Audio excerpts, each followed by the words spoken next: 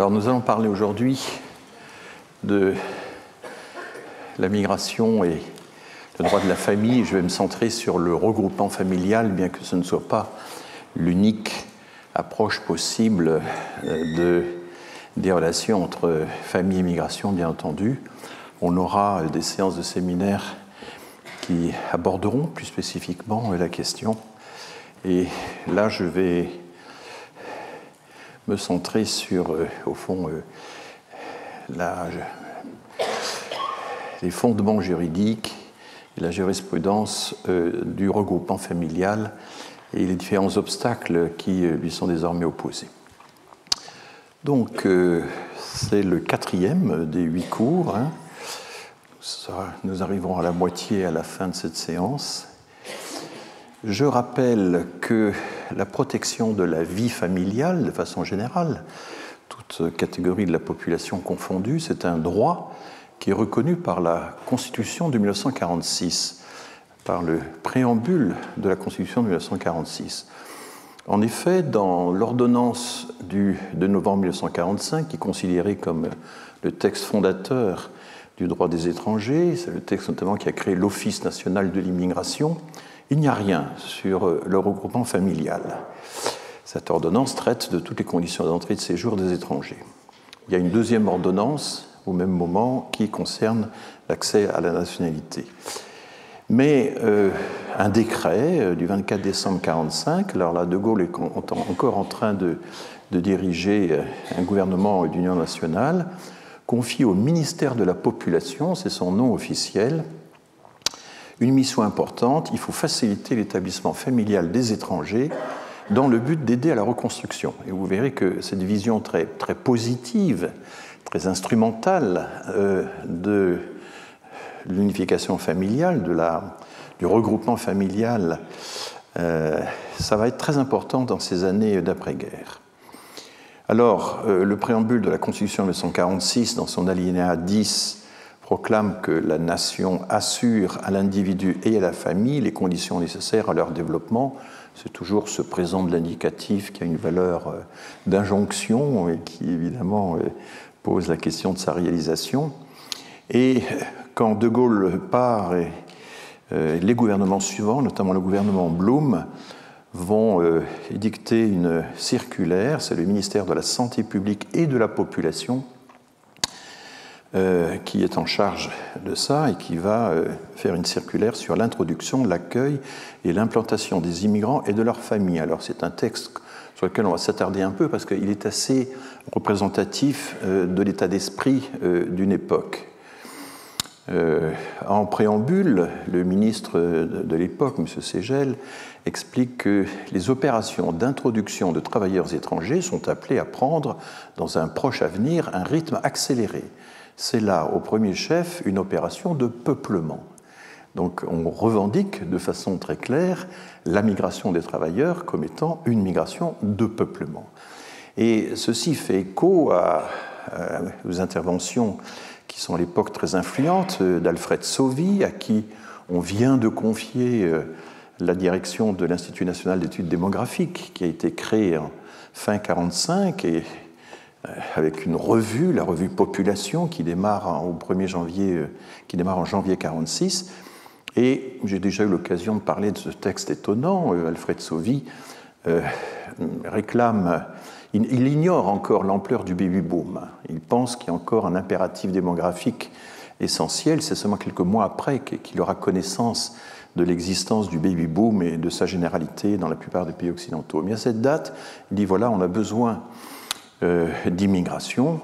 Il chiffre à plus de 5 millions de personnes les effectifs de l'immigration nécessaires, non seulement pour résoudre le problème de la main-d'œuvre, pour pallier le manque de bras, mais aussi, explique-t-il, pour rééquilibrer les générations. Et il fait un calcul fondé sur les équations de Lotka, qui sont familières aux démographes dès cette époque, qui consiste à dire qu'il faudrait qu'on retrouve l'équilibre des générations qui valait avant la crise des années 30, et c'est sur la base de ce calcul qui nous dit voilà, il ne faut pas seulement faire comme à la fin de la guerre de 14, faire appel à des hommes qui vont remplacer les soldats tués au front, il faut faire appel à des familles, et à des familles suffisamment nombreuses pour rééquilibrer les générations. Alors ce double objectif, à la fois économique et démographique, inspire les textes de l'époque. Mais en même temps, il y a une autre argumentation évoquée dans la même circulaire qui nous dit que l'immigration des familles des travailleurs étrangers est appelée à exercer la plus heureuse influence sur la réussite des opérations d'introduction en France de la main-d'œuvre étrangère et sur l'intégration de celle-ci dans l'ensemble du corps social français. C'est une des premières apparitions du mot intégration dans le sens qu'on lui connaît aujourd'hui. Donc, l'immigration familiale est un facteur favorable à l'intégration. On verra que cette causalité va être complètement inversée par la suite, puisque il faudra, on dira plutôt qu'il faut s'intégrer d'abord pour qu'ensuite on puisse admettre les familles. Mais à l'époque, ce n'est pas ce raisonnement qui est tenu, c'est l'immigration familiale qui doit favorablement influencer l'intégration, favoriser l'intégration. Et puis, un autre argument assez étonnant, on explique toujours dans cette circulaire qu'il y a des étrangers qui sont revenus dans leur pays d'origine ou qui ont laissé leur famille dans les pays d'origine, on leur verse des allocations familiales à l'étranger. C'est une perte pour l'économie française, il faut rapatrier ces allocations familiales en métropole et par conséquent favoriser la migration des familles en métropole. Vous voyez, c'est un raisonnement assez intéressant. Bon, et se pose la question du logement familial, et cette circulaire qui s'adresse à l'Office national de l'immigration, qui s'adresse aux administrations départementales, aux préfets, etc., ça s'adresse également aux employeurs. Tout ce qui peut être le moment où un logement familial peut être mis à la disposition des travailleurs étrangers doit être entrepris avec la ferme volonté d'aboutir. Bon, ça, c'est les injonctions données aux administrations. Hein. Il faut fermement accomplir un programme qu'on a défini. L'attention des employeurs devra être attirée d'une façon particulière sur le fait que l'intérêt national le plus évident, ainsi d'ailleurs que le leur propre, est de faciliter au maximum la recherche et la mise à disposition des travailleurs immigrés, de logements familiaux convenables. Bon, c'est là encore, ce sont des objectifs qui sont comme ça proclamés dans les circulaires, c'est le style administratif français. Je fais toujours référence à la fameux décret pris par l'Assemblée nationale pendant la Révolution. On découvre qu'une bonne partie de la population française ne parle pas le français et Barère fait voter une résolution. Il faudra envoyer un instituteur dans toutes les communes de France dans les 15 jours. Il faudra à peu près un siècle pour que ce programme soit accompli, mais enfin il le sera. Donc il y a là une volonté extrêmement forte, puissante. Bon, les travailleurs immigrés ne viendront pas tout de suite, hein, ça démarrera très lentement au début des années 50, c'est dans la deuxième moitié des années 50 que vraiment l'immigration de travailleurs étrangers va prendre de l'importance et que se posera la question du logement. C'est aussi à cette époque que commence à sévir ce qu'on appelait la crise du logement, l'émergence des bidonvilles, etc. Enfin, il faudra longtemps pour que les employeurs et les administrations locales puissent fournir des logements familiaux convenables aux travailleurs immigrés. Voilà par exemple, toujours à la même époque, c'est un autre texte, mais qui lui aussi émane du ministère de la Santé publique et de la Population, ça s'appelle comme ça à cette époque. Il y a l'idée qui apparaît à la fin du texte qu'il y a un plan démographique. Il faut appliquer en ce qui concerne l'immigration un plan démographique et que ce plan démographique va consister à contrôler l'admission et le séjour des étrangers en fixant le nombre maximum d'étrangers à admettre par département et par nationalité. Et il faudra également faciliter leur établissement familial, notamment leur logement familial. Donc vous avez à la fois une volonté de contrôle qui ne sera pas appliquée du tout. Hein. Il y aura cette idée de fixer des quotas par département et par nationalité ne sera pas mise en œuvre, mais enfin elle apparaît dans le texte en même temps que la volonté de soutenir les familles, notamment en matière de logement. Il y avait une administration chargée de la migration familiale qui va plus ou moins garder son nom de 1946 à 1966. Donc voilà l'organigramme, hein, le ministère de la Santé publique et de la Population, qui avait une direction générale de la population et de l'entraide, une sous-direction du peuplement, laquelle comprenait un bureau de l'immigration et de l'introduction des familles. Ça vous donne une idée assez concrète de l'importance qu'on était censé accorder à cet objectif. Alors sur ces questions, il y a des recherches intéressantes. Il y a notamment le livre d'Alexis Spire, Étrangers à la carte, l'administration de l'immigration en France de 1945 à 1975, qui est un livre paru en 2005 et qui est très précis là-dessus. Et puis il y a aussi, pour le cas des Algériens notamment, mais je reviendrai à cet auteur, Muriel Cohen, qui a fait dans la revue Plein Droit de 2012, qui a rédigé un article sur le regroupement familial, l'exception algérienne. On verra tout à l'heure en quoi consiste exactement cette exception algérienne, on verra ça en détail. Donc, pendant longtemps, le regroupement familial est défini comme étant le droit pour un étranger séjournant régulièrement en France, il faut que ce soit un séjour régulier, d'être rejoint par son conjoint et ses enfants mineurs, mais jusqu'en 1976, il n'y a pas de régulation précise, il n'y a aucune loi à ce sujet, et c'est seulement le 29 avril 1976 qu'on commence à réglementer, en des termes extrêmement succincts, on laisse le détail à des circulaires, que le regroupement familial doit être assorti de 4 conditions. Il faut au moins 1 an de séjour. Actuellement, c'est 18 mois. Hein. Mais à l'époque, il fallait seulement 1 an de séjour. Il faut un logement adapté, des ressources stables et suffisantes, et puis ne pas constituer une menace pour l'ordre public. Voilà les 4 domaines, mais définis de façon très, très vague. Et c'est le 10 novembre 1977 que le gouvernement de Raymond Barre décide de suspendre ce décret par un autre décret qui admet le regroupement familial à condition que les regroupés renoncent à travailler. Donc interdiction du droit au travail, suppression du droit au travail pour les membres de la famille des travailleurs immigrés.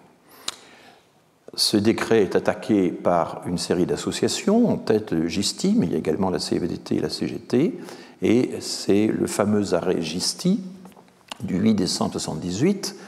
Le Conseil d'État annule le décret de Raymond Barre. Il se fonde sur la Constitution de 1946, le préambule, comme quoi la nation assure le développement de la vie familiale à tous les citoyens. Et il dégage, c'est l'expression utilisée, un principe général du droit, le droit de mener une vie familiale normale. Et cette vie familiale normale implique, pour être normale, il faut que les intéressés aient le droit de travailler. Donc là, vous voyez qu'à cette époque, le droit de travailler pour les regroupés du regroupement familial est déduit du droit à la vie familiale. On aurait pu imaginer que ce soit l'inverse, c'est que le droit au travail implique une vie familiale normale pour le travailleur. Mais c'est dans l'autre sens que les choses se sont faites. Cet arrêt Gisti va être célèbre et il va figurer parmi les grands arrêts de la jurisprudence du Conseil d'État. Il y a un recueil qui s'appelle les grands arrêts de la jurisprudence et les grands arrêts du Conseil d'État. Et l'arrêt Gisti en fait partie. Il a été véritablement novateur à son époque. Il consacre le droit de mener une vie familiale normale. Et cet arrêt du Conseil d'État est toujours pris pour cible actuellement par les opposants les plus fermes à l'immigration parce qu'ils accusent cet arrêt d'avoir en quelque sorte ouvert les vannes de l'immigration familiale. On verra qu'en réalité, ce n'est pas ça qui s'est passé. Et le Conseil constitutionnel, de son côté, va également consacrer le droit de mener une vie familiale normale en le rappelant, en l'introduisant. Dans sa décision du 13 août 1993, je vous ai expliqué, je crois, dans le premier cours, que cette décision constituait un peu la clé de voûte du droit des étrangers dans notre pays, rappelant, visant tous les principes de droit nationaux, toutes les conventions internationales, mais aussi les restrictions qu'on pouvait apporter Donc, dans cette décision du 13 août 1993, eh bien, là encore, le Conseil constitutionnel, comme l'avait fait le Conseil d'État, s'appuie sur l'alinéa 10 du préambule de la Constitution de 1946, et il écrit ceci: les étrangers dont la résidence en France est stable et régulière ont, comme les nationaux, le droit de mener une vie familiale normale. Ce droit comporte en particulier, je continue la citation, la faculté pour ces étrangers de faire venir auprès d'eux leurs conjoints et leurs enfants mineurs, sous réserve de restrictions tenant à la sauvegarde de l'ordre public et à la protection de la santé publique.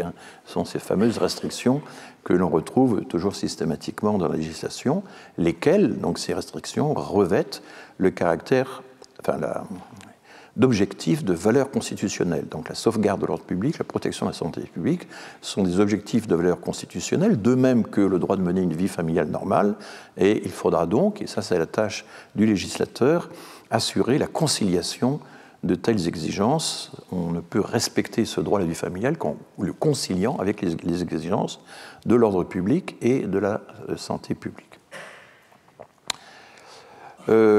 Ensuite, l'arrêt Gisti, qui a donc été pionnier quand on regarde le paysage européen, va devenir un petit peu obsolète parce que finalement le Conseil d'État va se fonder désormais à partir de 1992 sur l'article 8 de la Convention européenne des droits de l'homme, cet article dont j'ai déjà parlé, qui garantit le respect de la vie familiale et privée. Et le Conseil d'État admet que cet article 8 peut être invoqué à l'encontre de plusieurs décisions, à l'encontre d'un refus de titre de séjour, à l'encontre d'un refus de visa, à l'encontre d'une mesure d'éloignement, c'est les fameux arrêts Belgacem et Babas, à l'encontre également d'un décret d'extradition. Mais par contre, on ne peut pas invoquer l'article 8 de la Convention européenne des droits de l'homme pour rejeter une demande de séjour qui est faite uniquement au titre de l'asile. Ça, c'est un arrêt relativement récent, préfet de la Loire-Atlantique, 15 mars 2017. Et finalement, en août 1993, donc l'année suivante, le Conseil constitutionnel, comme je viens de vous le dire, reconnaît la valeur constitutionnelle du droit au regroupement familial. Voilà donc ce qui s'est passé dans notre droit interne au plus haut niveau, au niveau de la Déclaration des principes, mais toujours assorti de conditions restrictives ou de nécessité de mettre en balance ce droit avec les autres nécessités, notamment celles qui incombent à l'État. Alors, lisons maintenant précisément l'article 8 de la Convention européenne des droits de l'homme, auquel j'ai fait souvent allusion, mais enfin sans l'avoir, me semble-t-il, jamais lu in extenso. Donc, il s'intitule « Droit au respect de la vie privée et familiale ». 1. Toute personne a droit au respect de sa vie privée et familiale, de son domicile et de sa correspondance. 2. Il ne peut y avoir ingérence d'une autorité publique dans l'exercice de ce droit que pour autant que cette ingérence est prévue par la loi et qu'elle constitue une mesure qui, dans une société démocratique, est nécessaire à la sécurité nationale, à la sûreté publique, au bien-être économique du pays, à la défense de l'ordre et à la prévention des infractions pénales, à la protection de la santé ou de la morale, ou à la protection des droits et libertés d'autrui. Je crois que je vous avais déjà lu ce texte et qu'effectivement, vous voyez, le nombre des conditions qui permettent à l'État d'interférer dans la vie privée et familiale, d'accomplir cette ingérence, c'est le terme régulièrement utilisé par la Cour européenne des droits de l'homme, c'est une liste presque illimitée. Et il reviendra ensuite à la jurisprudence de limiter ces limitations. C'est comme un vélo. Pourquoi arrive-t-on à garder l'équilibre en roulant sur deux roues? Parce qu'on corrige sans cesse les écarts à l'équilibre. Eh bien, c'est pareil dans le droit, on corrige les écarts à l'équilibre, tantôt à gauche, tantôt à droite, puis on revient, etc. C'est comme ça qu'on peut avancer. C'est vraiment le principe. Et donc, tout ça est très loin, je me répète, de la vision complètement fantasmée de l'article 8 dans le débat politique français, qui est présenté comme étant une sorte d'injonction automatique, mécanique, que le juge européen, le pouvoir européen des juges, infligerait à la souveraineté française en lui obligeant à pratiquer le regroupement familial sans entrave. On n'est absolument pas dans cette situation-là. Alors, qu'est-ce que c'est que la vie familiale pour la Cour européenne des droits de l'homme? C'est une définition assez large, et on verra qu'elle est beaucoup plus large que celle qui est retenue dans le droit français du regroupement familial. Là, elle inclut la cohabitation sans mariage, ce que ne fait pas la législation française.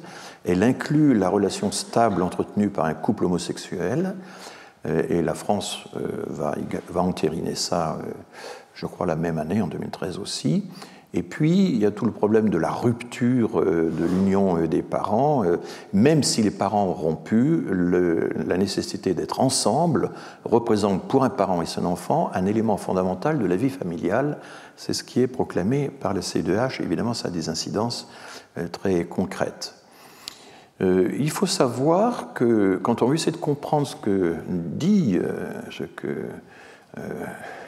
comprendre les arrêts de la Cour européenne des droits de l'homme, il y a une documentation disponible. Alors, elle est même un petit peu complexe, mais enfin, elle clarifie pas mal de choses. Il y a notamment mise à jour au 31 août 2022, donc c'est très récent, un guide sur la jurisprudence concernant toutes les questions d'immigration. Donc, c'est un document très important pour s'y retrouver dans ce labyrinthe. Et il y a même un guide sur l'article 8 de la Convention européenne des droits de l'homme, droit au respect de la vie privée et familiale, du domicile et de la correspondance, qui lui aussi a été mis à jour très récemment, donc à la fin du mois d'août. C'est régulièrement mis à jour, et ces petits guides n'ont pas en eux-mêmes de valeur légale, mais enfin ils sont rédigés par le greffe de la Cour européenne des droits de l'homme, et ce sont des aides très précieuses à l'interprétation, et on se dit que de temps en temps, nos hommes politiques ou nos femmes politiques feraient bien de consulter ces petits manuels pour savoir exactement ce que dit ou ne dit pas l'article 8 de la Convention européenne des droits de l'homme. Par exemple, donc je vais donner deux extraits de ce guide en ligne publié par le greffe de la CEDH. L'article 8 de la Convention ne peut pas être interprété comme garantissant en tant que tel le droit à un type particulier de titre de séjour. Le choix en la matière relève en principe de l'appréciation souveraine des autorités nationales. On ne peut pas être plus clair.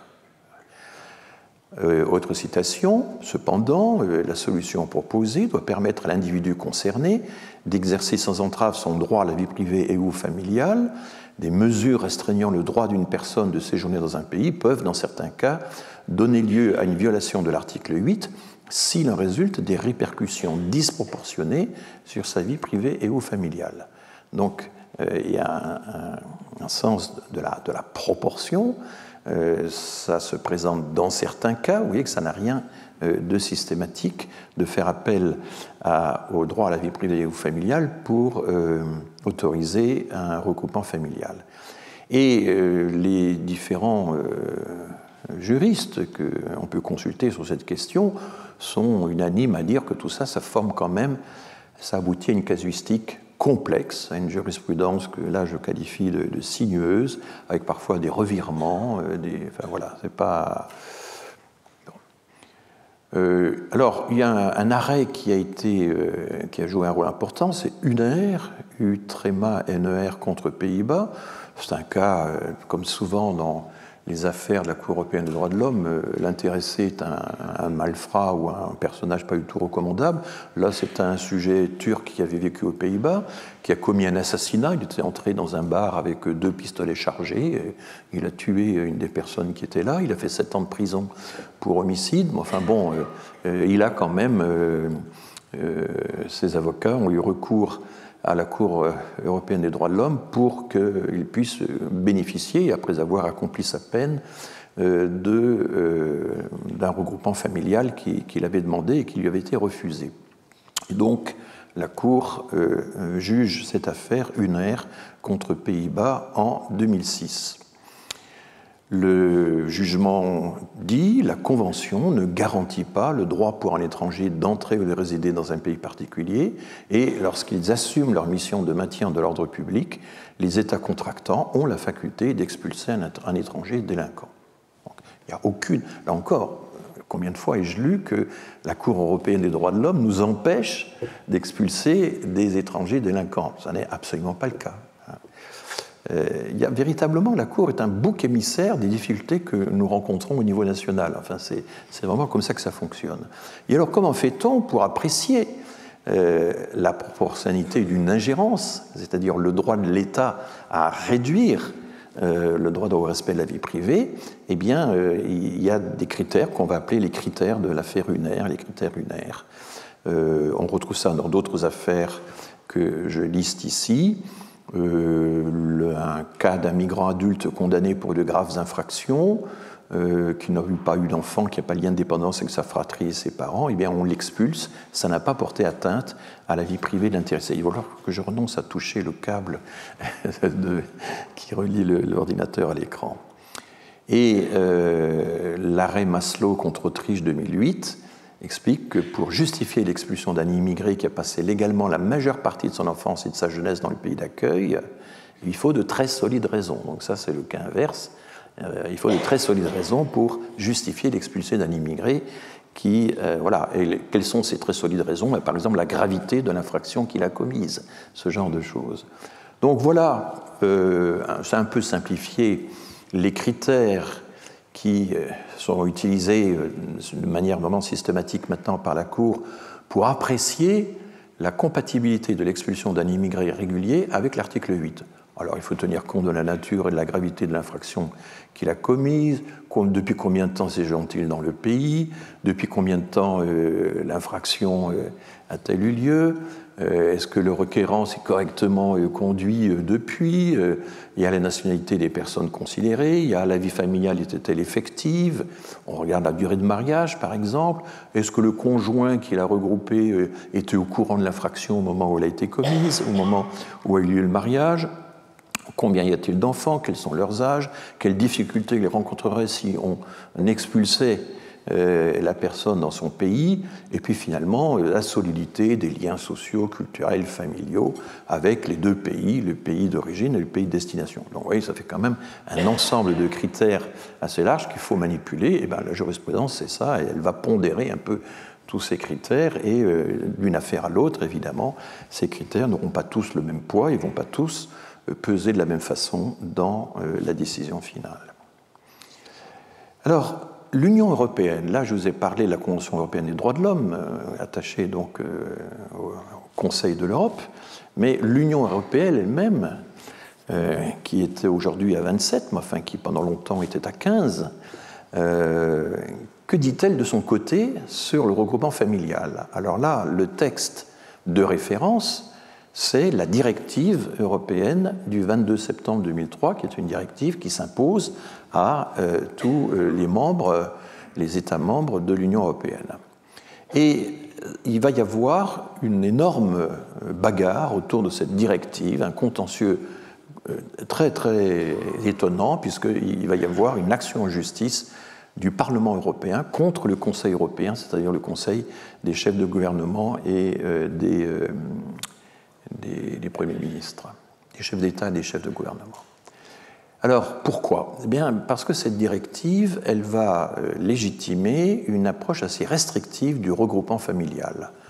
D'abord, elle dit que le regroupement familial peut, mais ça dépend des pays, se restreindre, en tout état de cause, à la famille nucléaire, donc le conjoint et les enfants mineurs. Libre ensuite, à chaque État, de décider d'y inclure ou non les partenaires non mariés. Alors ça va susciter beaucoup de vives réactions, évidemment, de la part d'un certain nombre d'associations. Mais donc, vous voyez, la directive européenne dit c'est à vous, à chaque État, de décider si les concubins, les partenaires non mariés, peuvent être assimilés ou pas à des conjoints. C'est assez étonnant. En 2003, le concubinage, la cohabitation sans mariage était quand même déjà très répandu dans les États européens.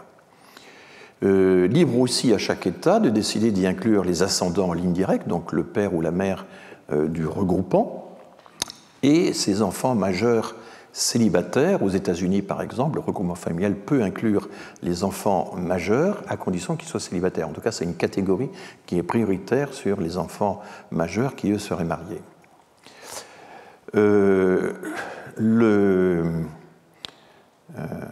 la directive explique qu'on peut repousser d'1 an le droit au travail des bénéficiaires, c'est-à-dire qu'au moment où les bénéficiaires, entre le moment où le bénéficiaire du regroupement familial est installé, est autorisé à séjourner sur le territoire, et le moment où il a le droit de travailler, il peut s'écouler 1 an.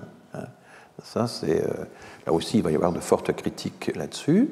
Les États peuvent également soumettre à un critère d'intégration les enfants de plus de 12 ans qui sont arrivés indépendamment du reste de la famille. Là aussi, ce sera un sujet de forte controverse. Et puis, plus généralement, soumettre à des critères d'intégration toutes les personnes regroupées, c'est-à-dire qu'avant même d'entrer sur le territoire, il faut, par un moyen quelconque qui devra être vérifié par les consulats, vérifier qu'ils sont intégrables, qu'ils ont un potentiel d'intégration, notamment qu'ils connaissent déjà la langue, et des choses de ce genre, qu'ils ont commencé à suivre des cours de langue et qu'ils connaissent un peu l'histoire du pays dans lequel ils veulent rejoindre le regroupant. La directive prévoit que si la vie familiale cesse, par rupture, par divorce, eh bien on peut retirer le titre de séjour du regroupé. Et il y a même un article étonnant qui dit que si un des conjoints a établi une relation avec une tierce personne, eh bien ça peut être une cause de rupture, de retrait du titre de séjour. Donc vous voyez, c'est une vision assez restrictive et très... alors je vais vous expliquer quelle est l'origine de ça, pourquoi la Commission a édicté un texte comme ça. C'était en fait la 3e version d'un texte, la première version était tout autre. Et puis, en cas de mariage blanc, si on découvre que le mariage n'est pas consommé, on peut également retirer le titre de séjour ou refuser son renouvellement. Voilà une série de choses qui figurent dans la directive européenne du 22 septembre 2003. En fait, la Commission européenne avait rédigé une première version qui était tout à fait libérale et qui ne contenait pas les restrictions dont je viens de vous parler, et qui avait reçu un avis favorable du Parlement européen. Je ne vais pas vous raconter toute la procédure, mais le Parlement européen, à ce stade, ne peut donner qu'un avis. Et voilà que le Conseil européen, à l'époque ils étaient 15, les 15 chefs d'État ou de gouvernement se rencontrent au sommet de Laeken, c'est dans les Pays-Bas, je crois, en décembre 2001, et s'opposent à la première version du texte de la Commission européenne. Ils obligent la Commission à revoir complètement son texte et il va y avoir une 3e version qui est très différente de la première parce qu'il y a une version intermédiaire et notamment un des États qui a été les plus vigoureux pour s'opposer à la première version de la directive européenne, c'est l'Allemagne. Parce que c'est l'Allemagne notamment qui a souhaité que le critère d'intégration soit requis pour les enfants de plus de 12 ans. Et à l'époque, l'Allemagne n'est pas encore, elle vient à peine de prendre conscience qu'elle est aussi un pays d'immigration, mais il y a beaucoup de réticence vis-à-vis de tout ça. Le délai d'attente avant d'obtenir un regroupement qui est porté de 1 à 2 ans, le délai d'attente pour la personne qui demande un regroupement, pour la personne déjà installée dans le pays, est porté de 1 à 2 ans. Ça, c'est à la demande, là aussi, du Conseil européen.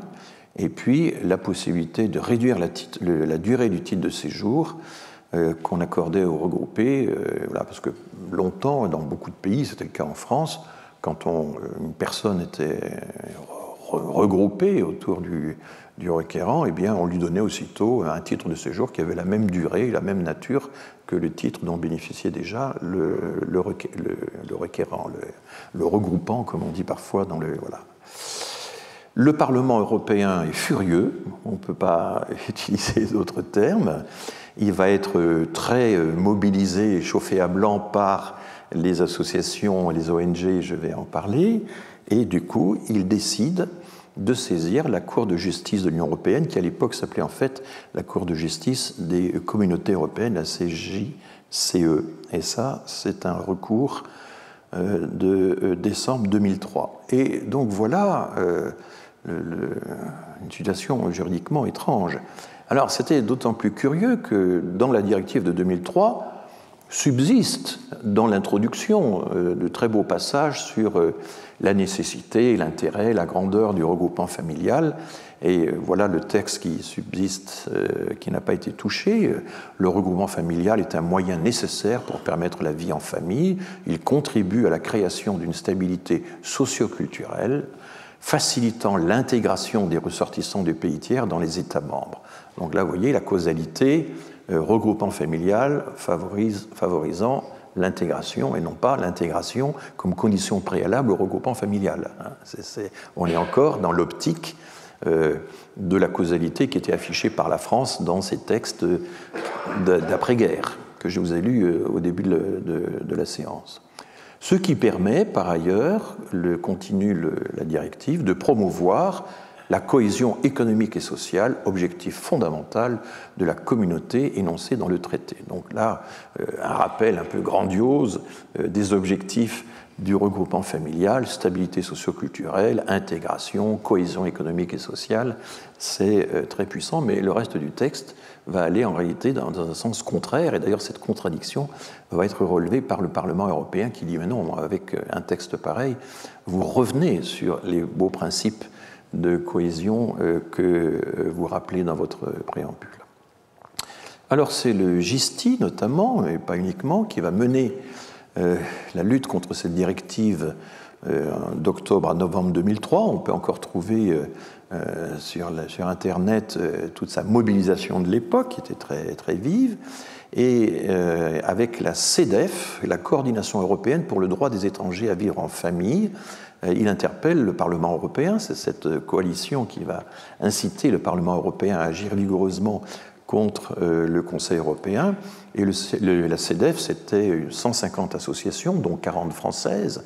Alors, il y avait des associations de soutien aux immigrés, il y avait des syndicats d'enseignants, enfin, c'était assez varié. Et ce syndicat a été créé à Bruxelles en 1993, avec notamment l'appui du CIEMI. Je ne sais pas si vous voyez ce que c'est que le CIEMI, ce centre de documentation sur l'immigration, qui édite notamment la revue Migration et Société, et qui est soutenu par l'Église italienne. Le CIEMI a toute une série de centres de recherche dans le monde entier, y compris aux États-Unis, et c'est un acteur important de la recherche sur l'immigration. La plus belle bibliothèque sur l'immigration en France actuellement, c'est celle du CIEMI à Paris, je vous le signale. C'est là qu'on peut trouver une importante documentation. Donc le CIEMI réunit un peu tout ce monde-là, et voilà. Et c'est une époque intéressante parce que c'est l'époque où les associations, de 1993 à 2003, dans cette décennie, prennent peu à peu conscience de l'importance de la législation européenne. Se rendre compte qu'il faut agir à Bruxelles, il faut agir au niveau européen. En fait, c'est un lobby, on peut l'appeler comme ça, juridique et moral, etc., qui agit à Bruxelles. Et ils sont assez radicaux dans leur texte. Ils préconisent une définition souple de la famille qui intègre les définitions de la famille qui existent dans les pays du Sud. Alors bon, moi j'ai beaucoup travaillé sur les systèmes de parenté. Effectivement, si vous faites ça, vous avez une immense... dans certains groupes d'Afrique subsaharienne, un enfant n'a pas un seul père, il a plusieurs pères. Et les systèmes d'appellation de parenté assimilent complètement le père et les oncles paternels. Et si le père meurt, eh bien, il y a des pères de substitution qui sont là. Ça allège beaucoup le coût psychologique de la disparition du père. Mais en même temps, ça dilue aussi le coût de l'enfant qui est réparti entre plusieurs pères ou plusieurs mères. Et ce n'est pas toujours...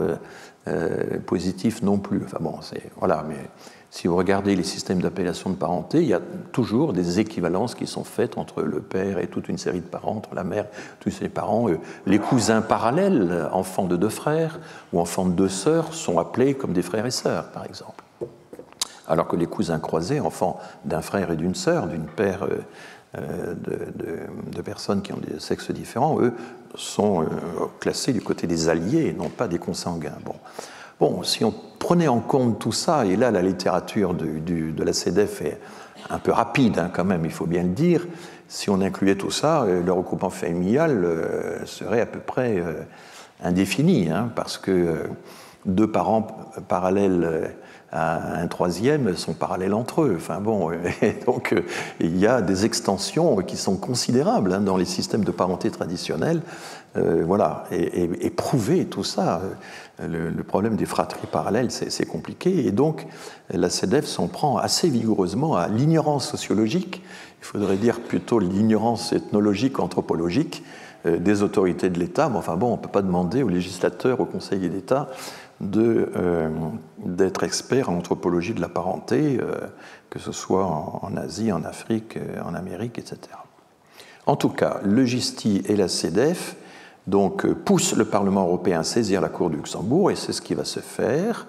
Et donc, c'est le litige Parlement contre Conseil, qui est quand même pas banal, qui a été tranché par la Cour de justice des communautés européennes le 27 juin 2006. Et alors c'est un texte assez compliqué, parce qu'on revient sur les arguments donnés de part et d'autre, etc. C'était bon. À un moment, par exemple, il y a un point important de l'argumentation, c'est que le Parlement soutient contre le Conseil européen que le législateur communautaire, le Conseil européen, a confondu les notions de critères d'intégration et d'objectifs d'intégration. C'est la référence au problème de la temporalité que j'ai évoqué tout à l'heure. Est-ce que l'intégration est quelque chose qui est un objectif, et donc le regroupement familial va favoriser au fil du temps l'intégration, ou est-ce que l'intégration doit être un critère d'admission au séjour posé d'entrée de jeu?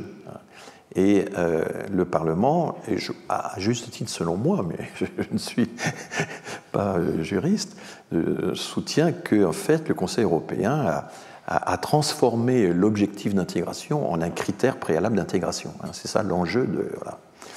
Et continue le Parlement, et c'est l'argumentation du Parlement telle qu'elle est résumée par la Cour de justice, la Cour de Luxembourg. Dès lors que l'un des moyens les plus importants d'une intégration réussie d'un enfant mineur serait le regroupement avec sa famille, donc le regroupement comme moyen d'intégration, il serait incongru d'exiger un test d'intégration avant que l'enfant, membre de la famille du regroupant, rejoigne celui-ci. Cela rendrait le regroupement familial irréalisable et constituerait la négation de ce droit. Donc l'argument du Parlement, c'est qu'on ne peut pas exiger qu'on soit intégré avant même d'entrer. Et il cite notamment le cas d'un enfant turc qui ne connaît que la société turque, parle turc, etc. Comment exiger de lui que pour rejoindre son père déjà travailleur, déjà installé en France, en Allemagne ou ailleurs, il soit déjà intégré au pays d'accueil. Enfin, voilà l'argumentation du Parlement. Eh bien, la Cour de justice rejette l'argument du Parlement européen. Elle explique que le critère d'intégration et l'objectif d'intégration, c'est deux choses différentes que le législateur peut très bien poursuivre simultanément. Il peut à la fois avoir un objectif d'intégration et puis, pour faciliter l'intégration, en quelque sorte, fixer des critères d'intégration.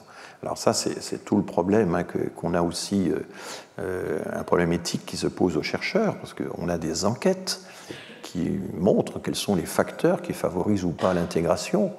Évidemment, la connaissance de la langue facilite l'intégration, un certain niveau d'éducation peut la faciliter, la stabilité familiale peut faciliter l'intégration, etc. Et à ce moment-là, quand les chercheurs mettent en évidence, dégagent des facteurs favorables à l'intégration, eh bien, la tentation du législateur se dit on va prendre ces facteurs-là comme critères d'entrée de jeu. C'est ce que fait le Canada. Le Canada dit l'intégration... ça marche très bien quand les gens savent déjà l'anglais ou le français, quand ils ont déjà une expérience professionnelle, quand ils ont un diplôme du supérieur, etc. Donc, faisons en sorte que n'entrent chez nous que les gens qui détiennent ces propriétés, ces caractéristiques, ces différentes formes de capital humain, notamment. Et j'ai vu dans certains cas... c'est intéressant. Par exemple, les recherches très précises menées au Canada, les enquêtes sur l'insertion, l'intégration, etc., montrent qu'il vaut mieux connaître à fond une des deux langues du Canada, bien l'anglais ou bien le français, qu'un peu les deux langues. Si vous connaissez un peu les deux langues, en fait, vous avez, au bout de quelques années, c'est mesuré, des salaires moindres, une intégration moindre, etc. eh bien, le législateur s'est saisi de ces résultats présentés par la recherche ou par les instituts de statistique pour dire, eh bien, dans ce cas, changeons les critères et favorisons la pleine connaissance à un niveau supérieur d'une des deux langues plutôt que d'exiger une connaissance moyenne des deux langues. Vous voyez, cet exemple montre que, d'une certaine manière, les critères dégagés par la recherche sur les facteurs d'intégration peuvent être utilisés par le législateur. Évidemment, ça pose un problème éthique. Mais si vous considérez que l'intégration eh bien, prend du temps, que même des personnes non qualifiées, ne possédant pas déjà la langue du pays en question, ont droit à une intégration et à avoir le temps de l'intégration, à bénéficier du temps d'intégration, ben, ce raisonnement ne marche plus. Donc la Cour rejette l'idée que critères d'intégration et objectifs d'intégration seraient des notions contradictoires, on peut faire les deux en même temps, et il rappelle, comme toujours, la Cour rappelle que se réfère à la Convention européenne des droits de l'homme. La Cour de justice de Luxembourg, c'est un organe de l'Union européenne, mais là vous avez un exemple où la Cour de justice de l'Union européenne se réfère à la Convention européenne des droits de l'homme du Conseil de l'Europe et dit, ben, voyez l'article 8 de la CEDH, regardez toute la liste des restrictions possibles qui sont énoncées dans la deuxième partie de l'article 8, et donc il n'y a pas... alors ils poursuivent, je crois que c'est un passage intéressant, le contrôle de la Cour de Luxembourg porte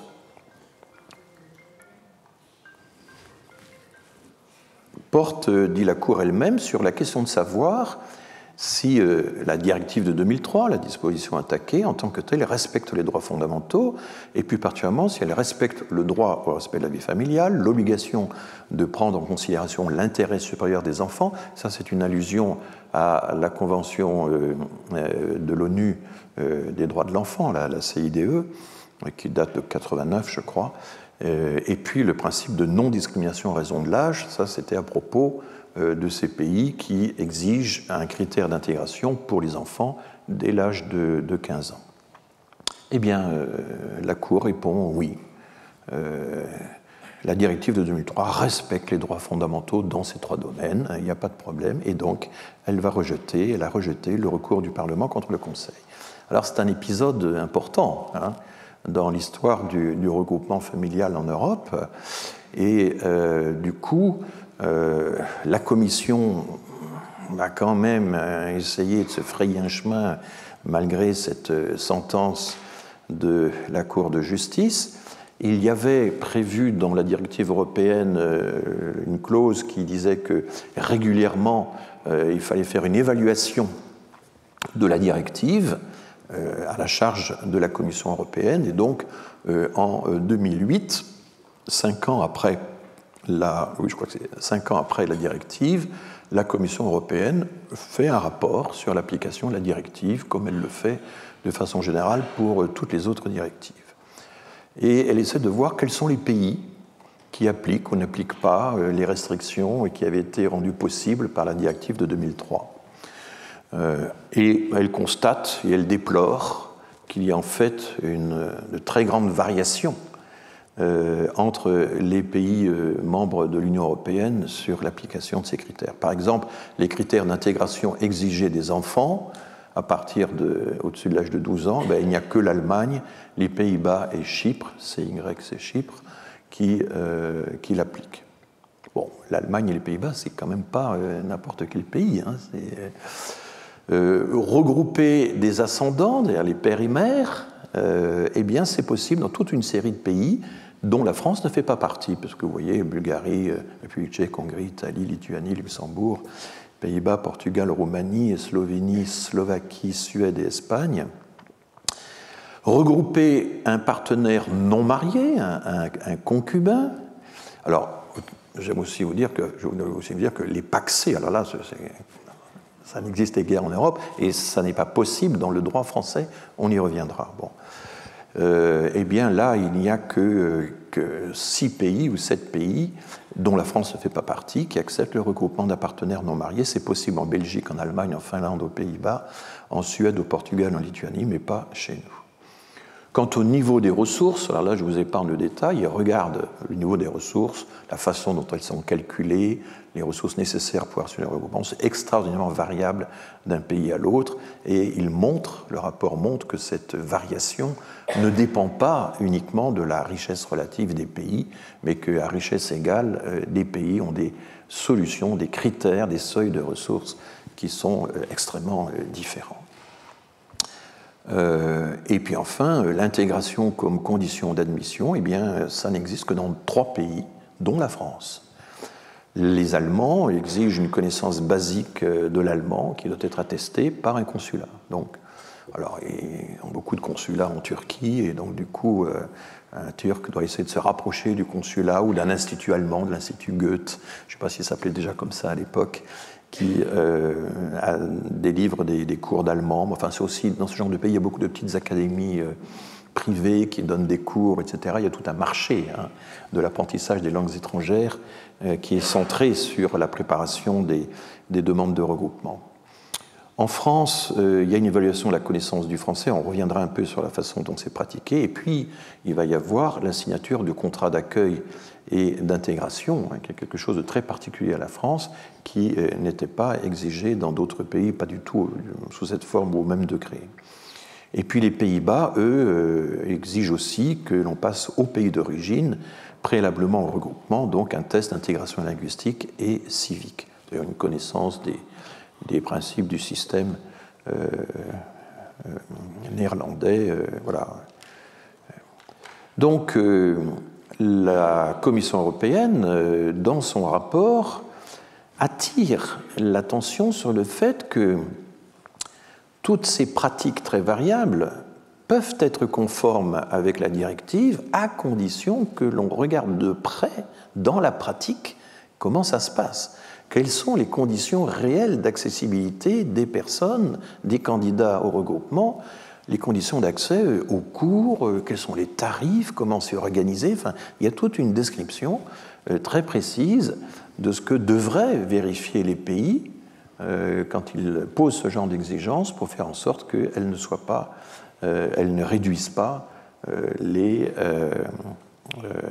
droits des personnes au regroupement familial et donc le droit à la vie familiale en général. Et en 2011, la Commission continue son offensive. Elle va rédiger un livre vert sur le regroupement familial des ressortissants de pays tiers. Elle constate qu'à travers l'Union européenne, le regroupement familial est en baisse. Il faisait plus de la moitié des titres de séjour alloués en 2000, il n'en fait plus qu'un tiers en 2010, donc il considère que d'une certaine manière le problème a perdu en gravité, en urgence. Il répond aussi à l'avance à tous les États qui sans cesse disent « mais nous on fait tout ça pour lutter contre les abus, contre les détournements ». Alors la Commission dit « bon, ben, très bien, mais précisez-nous de quels abus il s'agit, documentez-nous un peu ces abus, essayez donc de les quantifier ». Et là, évidemment, c'est là que le bas blesse, parce que quand vous lisez les débats parlementaires, que ce soit en France, en Allemagne, aux Pays-Bas, en Espagne, etc., il y a sans cesse une allusion aux abus, mais c'est des anecdotes souvent qu'on raconte. C'est un jour, voilà, on m'a raconté que, on l'a eu que, un juge m'a dit que, etc. Mais étayer tout ceci par une analyse statistique, par des enquêtes précises, pour mesurer l'étendue des abus, en fait, c'est très rarement fait. Et là, la Commission dit aux États, dans ce cas, s'il y a des abus et s'ils ont l'ampleur que vous dites, précisez-nous tout ça, quantifiez-le. Autant vous dire qu'il n'y aura pas beaucoup de travail de quantification et de précision dans ce domaine. Et finalement, la conclusion de ce livre vert de la Commission européenne est la suivante. Tout éventuel instrument de l'UE, donc tout nouveau système que vous pourriez, ou dispositif que vous pourriez inventer, devra respecter la Charte des droits fondamentaux, qui est une des synthèses dont on dispose sur le droit en version Union européenne, en particulier le respect de la vie privée et familiale, le droit de se marier, les droits de l'enfant, le principe de non-discrimination. Alors, je n'ai pas encore cité jusqu'à présent le droit de se marier. Dans le droit français, c'est le droit au regroupement familial, mais tout le monde, ça c'est un droit reconnu dans la Déclaration universelle des droits de l'homme, a le droit d'épouser qui il veut, pourvu qu'il y ait un consentement, et voilà. Et donc vous pouvez même épouser un étranger ou une étrangère, ça peut être défini comme un droit de chacun à épouser même une étrangère ou un étranger. Donc, proposez-nous, alors un livre vert, ça consiste à interpeller les États membres, leur dire voilà le diagnostic que nous faisons. Le livre vert pose toute une série de questions très précises. Comment faut-il faire, à votre avis, pour garantir ceci, pour garantir cela, pour traiter tel problème, etc. Et c'est ça que, voilà. Par exemple, il y a la question 5,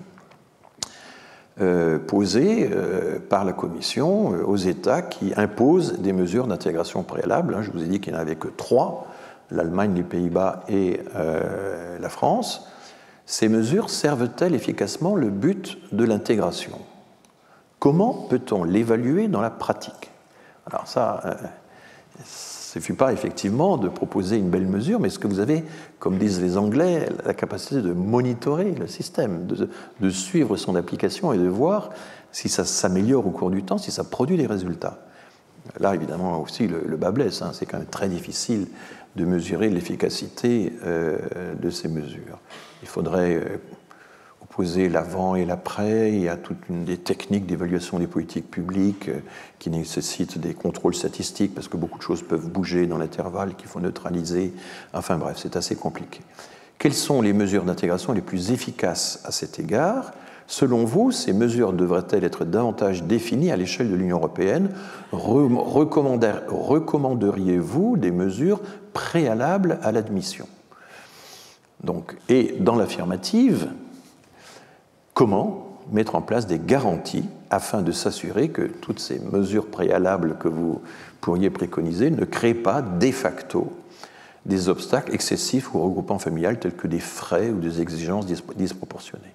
Donc là, il y a le côté... Vous voyez, on accuse souvent la Commission européenne d'être une espèce d'agent abstrait comme ça qui impose aux pauvres États des règlements. Mais là, en l'occurrence, mais ce n'est pas le seul exemple, la Commission européenne est extrêmement attentive aux conditions pratiques, à la réalisation des objectifs, aux instruments de mesure, d'évaluation, de réalisation, etc. Et ce sont souvent les États poussés par des exigences politiques qui finalement posent des idéaux comme ça un peu abstraits pour satisfaire l'opinion publique, mais qui en réalité ont peu d'emprise, ont peu de prise sur le réel. Ça, là aussi, il faut, je crois, corriger l'impression du discours très, très répandu qu'on a sur l'Union européenne, sur la Commission européenne de façon générale. Ce n'est pas simplement des bureaucrates hors sol. Ils ont en réalité des expériences extrêmement variées, ils les confrontent d'un pays à l'autre et ils sont capables de rédiger des rapports d'évaluation tout à fait intéressants. Et donc, dans l'affirmative, je reprends la citation, « Comment mettre en place des garanties afin de s'assurer que ces mesures tiennent compte des caractéristiques individuelles telles que l'âge, l'analphabétisme, le handicap ou le niveau d'éducation ?» Dans un pays où il n'existe, où une grande part de la population n'a pas accès à la langue écrite, à sa propre langue écrite, exiger qu'on sache un peu de français, un peu d'allemand, un peu de néerlandais, c'est peut-être pas très réaliste. Alors il faut adapter ces exigences aux conditions du pays en question. Voilà un peu ce sur quoi la Commission alertait les pays. Bon, on n'a pas eu de réponse vraiment très très précise de la part des gouvernements à toutes ces questions. Et c'est des réponses plutôt dilatoires. Et je vais maintenant justement prendre l'exemple du regroupement familial en France et vous relater un petit peu son évolution dans la deuxième heure qui suit. Mais je vais peut-être vous accorder, si vous le voulez, 6 ou 7 minutes de pause avant que l'on reprenne ce second chapitre. Alors nous allons reprendre. Vous avez pu consulter vos portables, mais peut-être que vous le faites même pendant la leçon. Je ne veux pas trop savoir. Aujourd'hui, les professeurs ne peuvent plus contrôler ce que font les étudiants ou les auditeurs.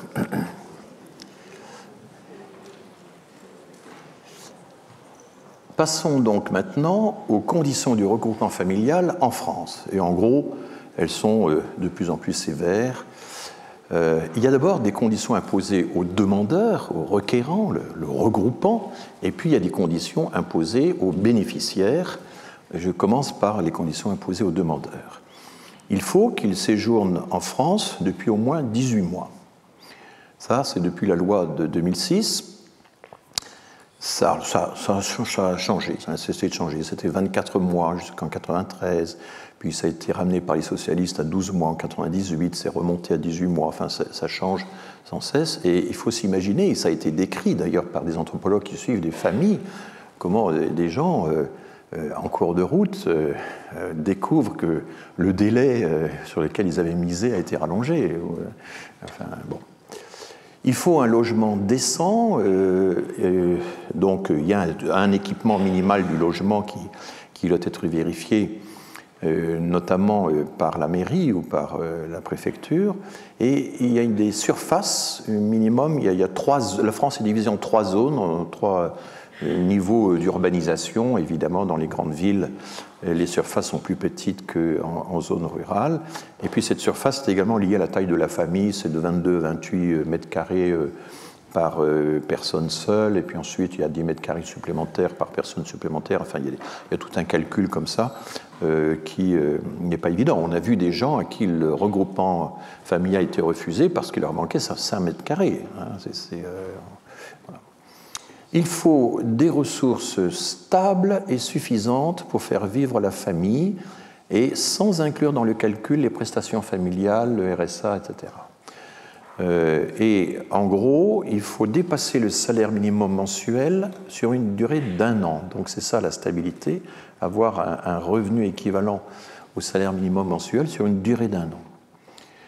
Il y a toujours des dérogations. Cette condition n'est pas exigée pour les adultes handicapés ou invalides qui sont titulaires d'une allocation d'adultes handicapés, titulaires d'une pension d'invalidité. Il y a, et ça on le verra un peu plus en détail, la dérogation pour les Algériens, parce que les Algériens bénéficient d'un accord bilatéral de 1968 qui a été renouvelé en 2001, et à une époque où ces conditions n'existaient pas, et donc, puisque ça n'était pas prévu dans le silence de l'accord sur ces questions-là, eh bien, c'est toujours pour les Algériens les conditions de l'accord franco-algérien, du traité bilatéral qui s'appliquent. Et donc, les Algériens n'ont pas, ne se voient pas exiger un niveau de ressources selon la taille de la famille. Un SMIC suffit, quelle que soit la taille de la famille, dans le cas des Algériens. Et il faut que le demandeur respecte les normes de la vie familiale en France. Et donc, pas de polygamie. La définition de la famille, les normes familiales, etc., ce n'est pas celle des pays d'origine. Donc, exit tout le savoir ethnologique, anthropologique que la coordination que j'évoquais tout à l'heure exigeait du législateur. Et donc, du coup, ça exclut notamment la polygamie. Mais la polygamie était prise pour cible depuis les lois Pasqua, depuis 1993, systématiquement, tous les articles de loi relatifs au regroupement familial, à l'admission au séjour, à la naturalisation, etc., spécifiques, tout ceci ne vaut pas si on est polygame, et donc on ne peut pas regrouper, par exemple, les enfants d'une seconde épouse, par exemple, d'une autre épouse. C'est totalement, c'est exclu, sauf cas très très particuliers, si on peut invoquer intérêt supérieur de l'enfant, à ce moment-là, il peut y avoir des exceptions, mais enfin, c'est vraiment difficile à plaider. Maintenant, les conditions imposées aux bénéficiaires, donc les personnes regroupées, elles ne peuvent pas être déjà présentes sur le territoire français. Tout ça doit se faire en l'absence des personnes. Elles sont dans leur pays d'origine, la procédure se fait à distance, passe par les consulats français. Il n'est pas possible de regrouper quelqu'un qui est déjà là sur place. Il ne faut pas de menace à l'ordre public. Alors, menace à l'ordre public est quand même entendue dans un sens très, très fort. Enfin, il faut vraiment avoir eu des comportements extrêmement dangereux et un niveau de dangerosité élevé. Pas de maladie inscrite au règlement sanitaire international. Alors ça, c'est vraiment un peu désuet, c'est difficile d'application, ça subsiste encore. Beaucoup de juristes s'insurgent contre le maintien de cette règle. On y reviendra. Et puis il y a une vérification, j'appelle ça test, mais enfin, c'est une vérification, une certification du niveau d'intégration, et ce depuis la loi du 20 novembre 2007, c'est la loi Besson, Hortefeux, enfin Guéant, ils étaient trois à porter cette loi. Comment ça se passe? On doit évaluer les niveaux de connaissance du français au pays d'origine, on doit évaluer la connaissance des valeurs de la République. Alors tout ça, dans la pratique, c'est difficile, parce que si on est loin d'un consulat, donc finalement, les consulats ne peuvent pas utiliser ces critères pour refuser un visa. Et il y a une distinction à faire. Un consulat peut accorder un visa en vue d'un regroupement familial, mais ensuite, une fois que la personne est là, on peut lui refuser le séjour. Les deux choses sont distinguées. Et on a des exemples de personnes à qui le consulat a accordé un visa, mais à qui la préfecture refuse un titre de séjour. Ça déclenche évidemment une situation compliquée, comme vous pouvez l'imaginer. Et donc, dans la pratique, le consulat se contente de vérifier qu'on a suivi une formation ou essayé de suivre une formation, enfin tout ça. Et voilà. Vous voyez qu'on songe à ce que disait la Commission. Tout ça, c'est bien joli d'avoir édicté ces principes, ces réquisites, mais comment ça fonctionne dans la pratique? Comment accède-t-on? Combien ça coûte, etc., etc. Est-ce qu'on arrive à se déplacer de 200 km pour aller au consulat le plus proche ou à l'Institut français le plus proche? Il y a des pays qui n'en ont guère. Enfin, voilà. Donc, le côté pratico-pratique est souvent négligé par le législateur superbement, mais qui tient à dire que voilà, il a posé tel et tel critère.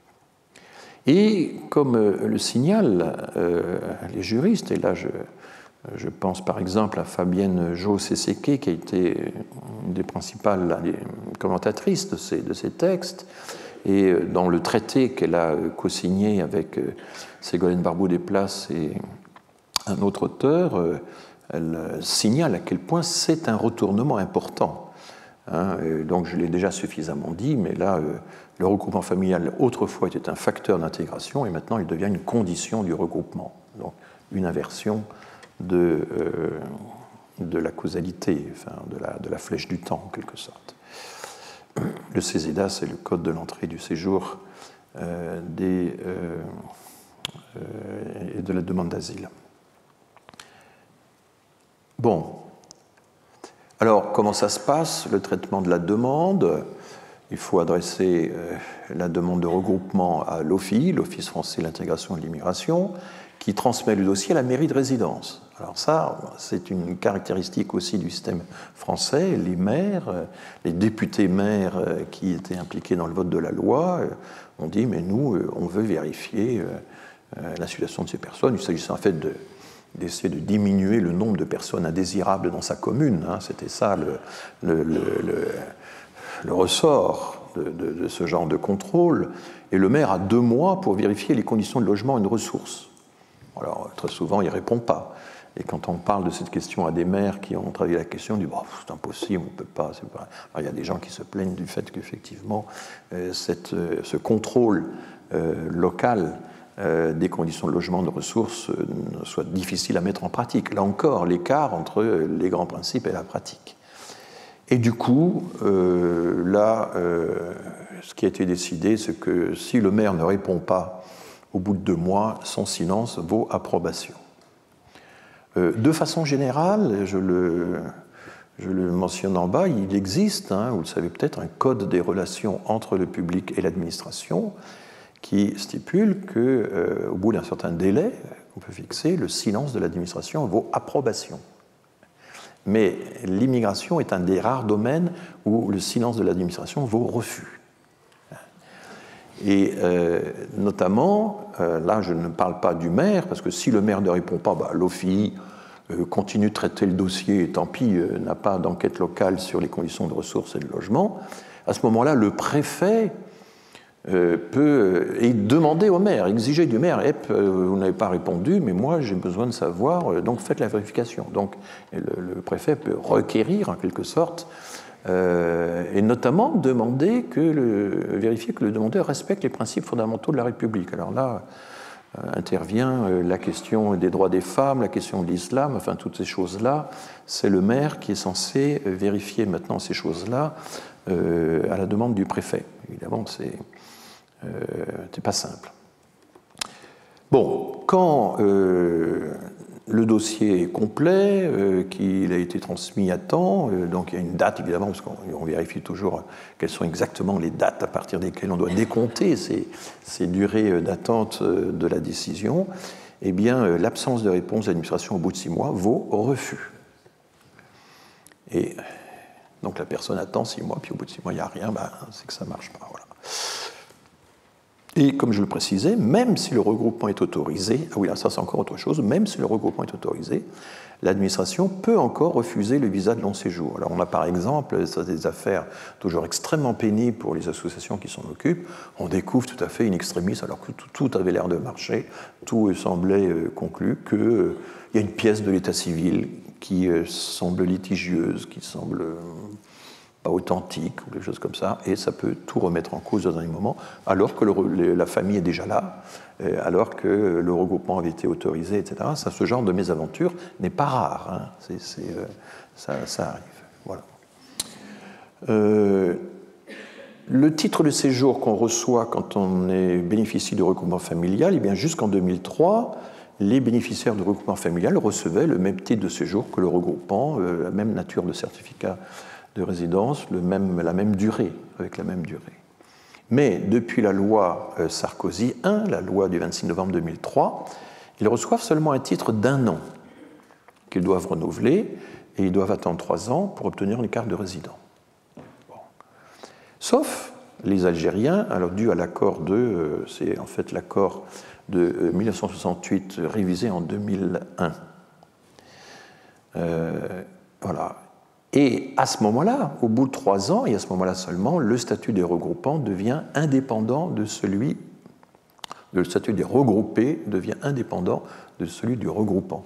Que celui-ci disparaisse, divorce, etc., ça ne compte plus. Vous avez, à titre personnel, en personne propre, vous avez votre titre de séjour. Et là, la France donc, a un délai de 3 ans pour arriver à cette situation, alors que la directive européenne autorisait un délai allant jusqu'à 5 ans.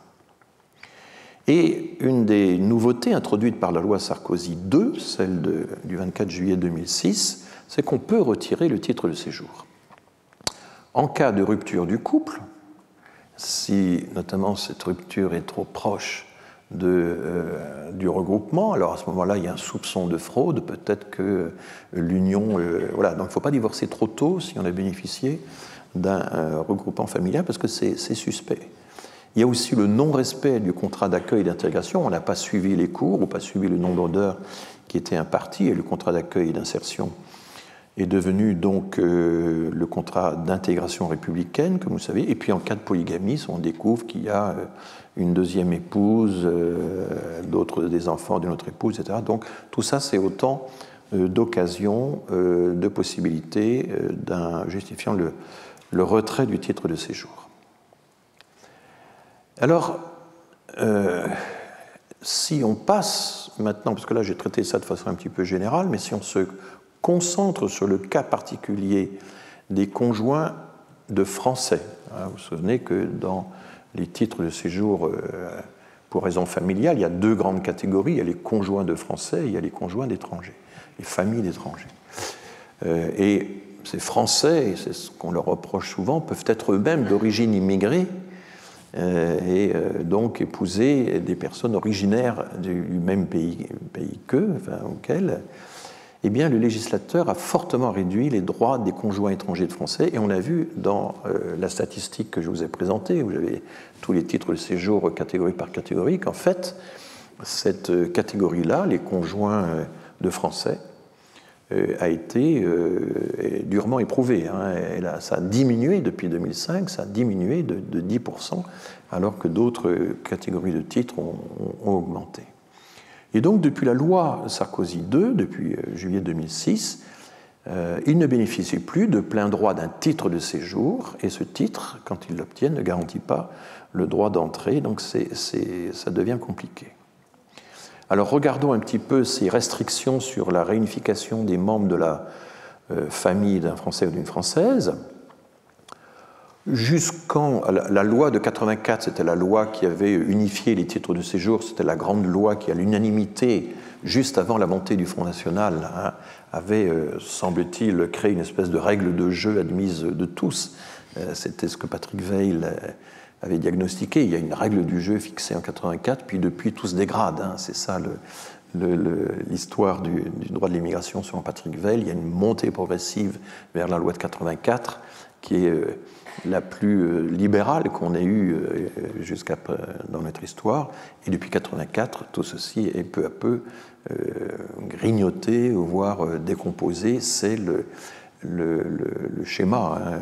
Son livre est divisé comme ça en deux grandes parties en fonction de ce schéma. Donc, jusqu'à la loi, enfin, à partir de la loi du 17 juillet 84, les étrangers qui épousaient un Français et une Française, eh bien, recevaient de plein droit une carte de résident. C'était très simple. Depuis 2006, c'est seulement après 3 ans de mariage, c'est une fois que l'intégration républicaine est vérifiée par le préfet, et c'est un titre particulier, conjoint de français, et là encore, dérogation pour les Algériens, puisque l'accord bilatéral dont ils bénéficient est antérieur à cette réforme. Donc eux, du coup, qu'est-ce qu'on leur donne? On leur donne un certificat de résidence vie privée, vie familiale, et ils ne sont pas soumis à un test d'intégration, pas plus d'ailleurs que les citoyens de l'Union européenne ne sont soumis. Donc en fait, le monde est divisé en 3. Hein. Alors il y a aussi des accords concernant les Tunisiens, concernant les Marocains, qui accordent aussi des dérogations, mais moins qu'aux Algériens. Mais le monde est divisé en 3. Il y a nos anciennes colonies du Maghreb, il y a les Français, il y a les citoyens de l'Union européenne, et il y a eu évidemment plusieurs protestations. On peut dire, mais tout ça, c'est de la discrimination. Et les grosses autorités judiciaires ont dit non, non, c'est lié à notre histoire, il y a des raisons à ça, l'État a ses raisons, etc. Bon. On peut évoquer assez directement le fond du problème.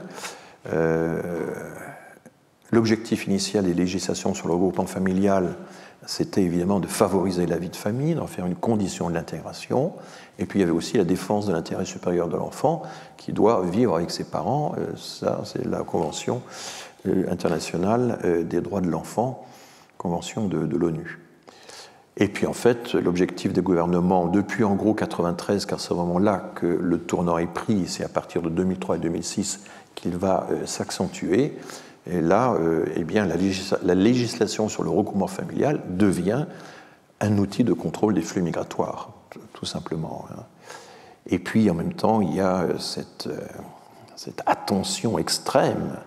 Je dis fixation, en fait, quand on lit les débats parlementaires, c'est vraiment ça, sur les abus, les fraudes, les détournements qui existent, il y en a, c'est évident, mais raisonner entièrement à partir de cette focale, évidemment, c'est jeter le soupçon sur des catégories entières de gens, y compris les unions mixtes, et là c'est quand même problématique, parce que les unions mixtes constituent une voie majeure de l'intégration, donc il y a une très grande méfiance à accentuer vis-à-vis des unions mixtes, alors qu'on observe, je vous avais cité ce résultat de l'enquête TO2, hein, alors qu'on voit une progression considérable des unions mixtes.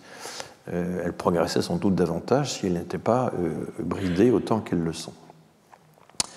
Et donc du coup, on soupçonne la célébration, les conditions de la célébration du mariage, on met en doute le lien de filiation avec les enfants qu'on veut regrouper, la sincérité de l'union, qui peut être mise en cause pour les deux conjoints ou seulement l'un des deux, hein, mariage blanc ou mariage gris. Il y a les ruptures, si elles surviennent trop tôt, c'est peut-être que tout ça avait été arrangé à l'avance, etc., etc. Donc il y a des gens qui, par exemple, eh bien, diffèrent la date du divorce pour ne pas encourir ce soupçon. Hein. C'est quand même... Et combien sont-ils par rapport à ceux qui encourent ce soupçon indûment, comparé à ceux pour qui, effectivement, il y a pu y avoir une tromperie, hein. Ben, on ne le sait pas, c'est totalement impossible à prouver.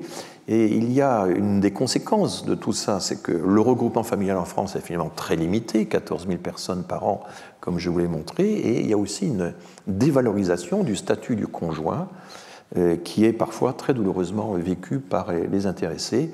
Et là, je vous renvoie notamment aux travaux de Laura Odasso, qui a étudié cet aspect-là en suivant un grand nombre de familles franco-arabes. Ça a été à Strasbourg et dans la Vénétie.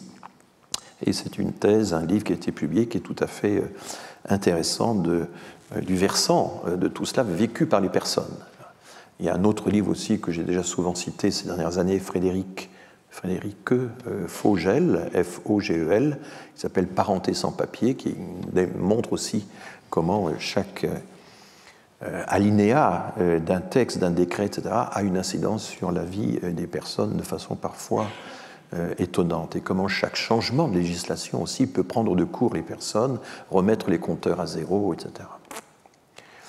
Bon, il y a, j'y ai fait suffisamment allusion, mais faisons un petit point là-dessus, des dérogations qui sont dues aux accords bilatéraux. Donc là, les travaux de l'historienne Muriel Cohen font vraiment référence dans ce domaine. Vous les trouverez aisément en ligne. Il y a notamment un article dans la revue Plein Droit qui est une très bonne synthèse sur l'exception algérienne en matière de regroupement familial. L'accord franco-algérien du 27 décembre 1968, révisé le 11 juillet 2001, eh bien, est tel que, évidemment, faisant silence sur un certain nombre de choses qui ont été des objets de réforme ultérieures, puisqu'on a cessé de réformer tout ça, font que eh bien, les membres de la famille continuent de recevoir un certificat de résidence de même durée, de même nature que le regroupant. Là, il n'y a pas de différence, c'est en fait le maintien de la situation antérieure. Le regroupant doit séjourner en France depuis 1 an et non pas depuis 18 mois, là encore, maintien de la législation antérieure. Donc il y a un côté un peu bloc erratique, je ne sais pas comment dire, témoignage historique. Hein, la situation des Algériens, c'est ce qui prévalait dans la législation avant, jusqu'en 2001, hein, il y a 20 ans. Ils ne sont pas tenus de satisfaire un critère d'intégration. On ne leur demande pas s'ils savent le français ou pas, on ne leur demande pas s'ils connaissent la France ou pas. Ils ont déjà peut-être une certaine idée de ce qu'est la France et de la langue française. Voilà. Mais les politiques d'arabisation ont été telles en Algérie que les immigrés d'origine algérienne ne maîtrisent pas tous le français, loin de là. Enfin, ça change beaucoup d'une génération à l'autre parce que la politique d'arabisation elle-même est très, très variable selon les niveaux scolaires, selon les époques. Tout ça n'est pas simple. Il n'y a pas non plus d'allocation, de conditions de ressources pour les allocataires handicapés invalides. Elles ont été rétablies d'ailleurs pour les... Il n'y a pas de retrait du certificat de résidence si le couple rompt dans les 2 ans. Ça n'est pas imposé aux Algériens. Et il n'y a pas non plus d'avis du maire sur les conditions de logement. Donc chaque fois que l'OFII a affaire à des demandeurs qui sont algériens, il n'envoie pas le dossier au maire pour avoir un diagnostic sur les conditions de logement. Donc vous voyez, or c'est quand même un des flux numériquement les plus importants hein, dans la demande de regroupement familial actuellement. Donc voilà. Alors bien sûr, il y a des protestations qui ont été élevées de longue date pour faire en sorte que les Algériens soient traités de la même façon que le reste des immigrés. On a retrouvé ça dans les programmes électoraux de l'année 2022. Hein. Certains partis, certains candidats sont revenus à ce sujet. Mais là, il y a tout le problème, c'est qu'un accord bilatéral entre 2 pays, ça prévaut sur la loi nationale. Hein. Ça, c'est un grand principe du droit international auquel on ne peut pas déroger.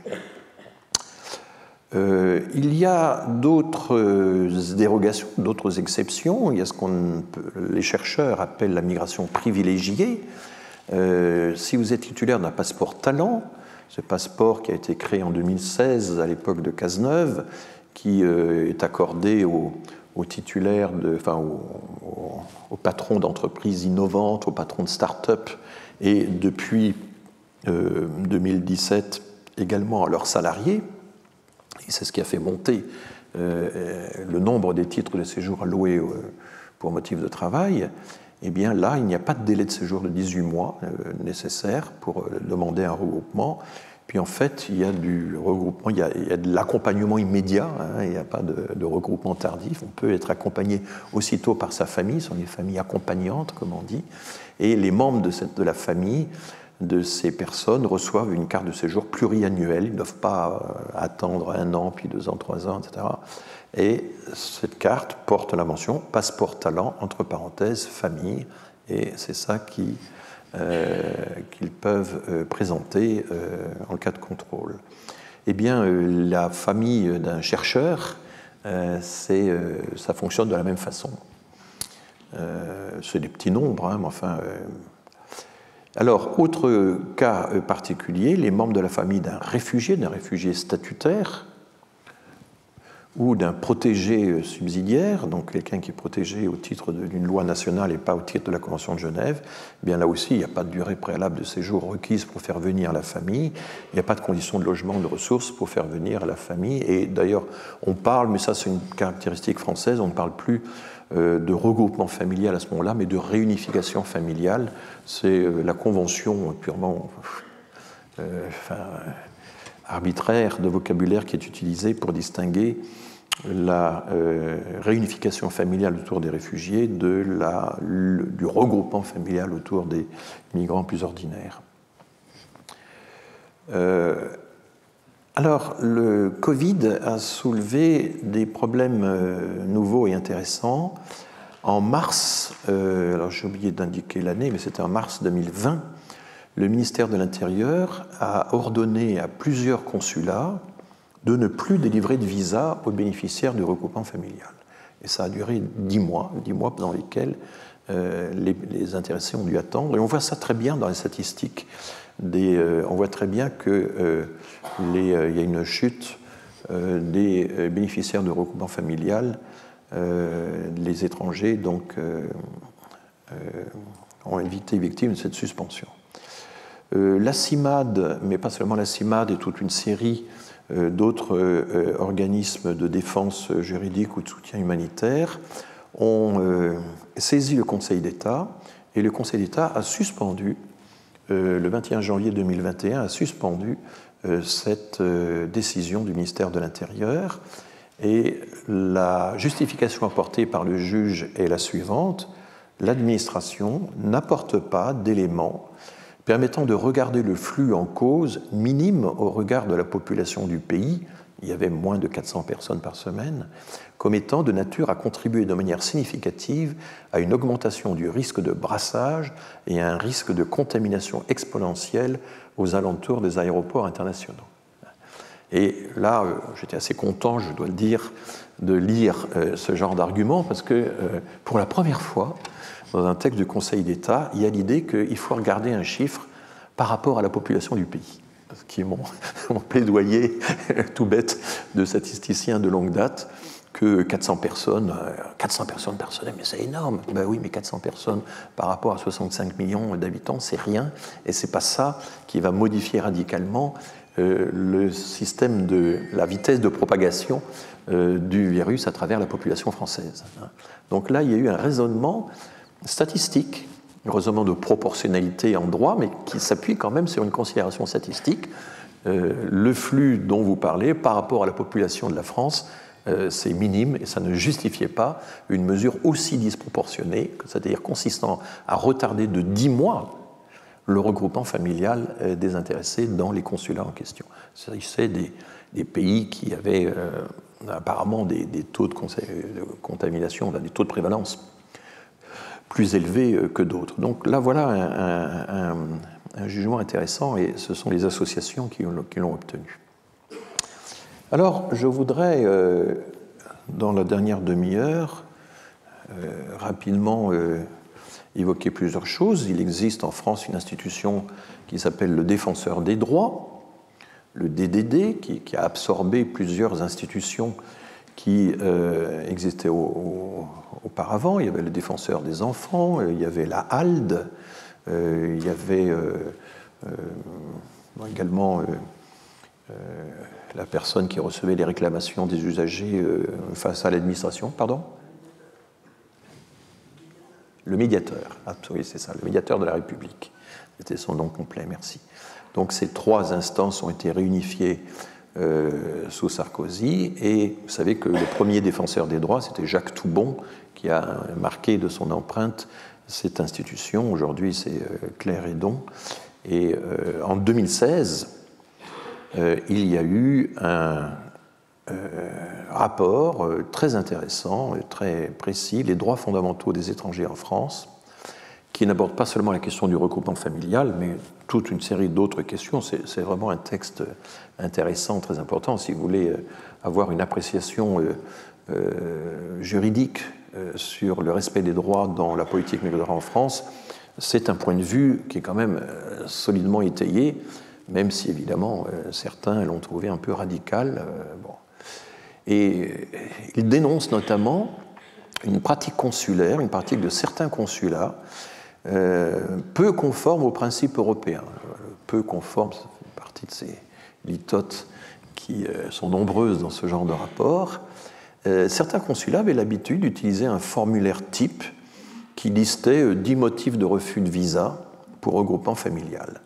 Et il y avait notamment cette justification-là: le dossier de demande de visa établit la filiation de l'enfant, mais l'autre parent n'étant ni décédé ni déchu de l'exercice de ses droits parentaux ou du droit de garde, l'intérêt supérieur de l'enfant commande qu'il reste auprès de son autre parent dans son pays d'origine.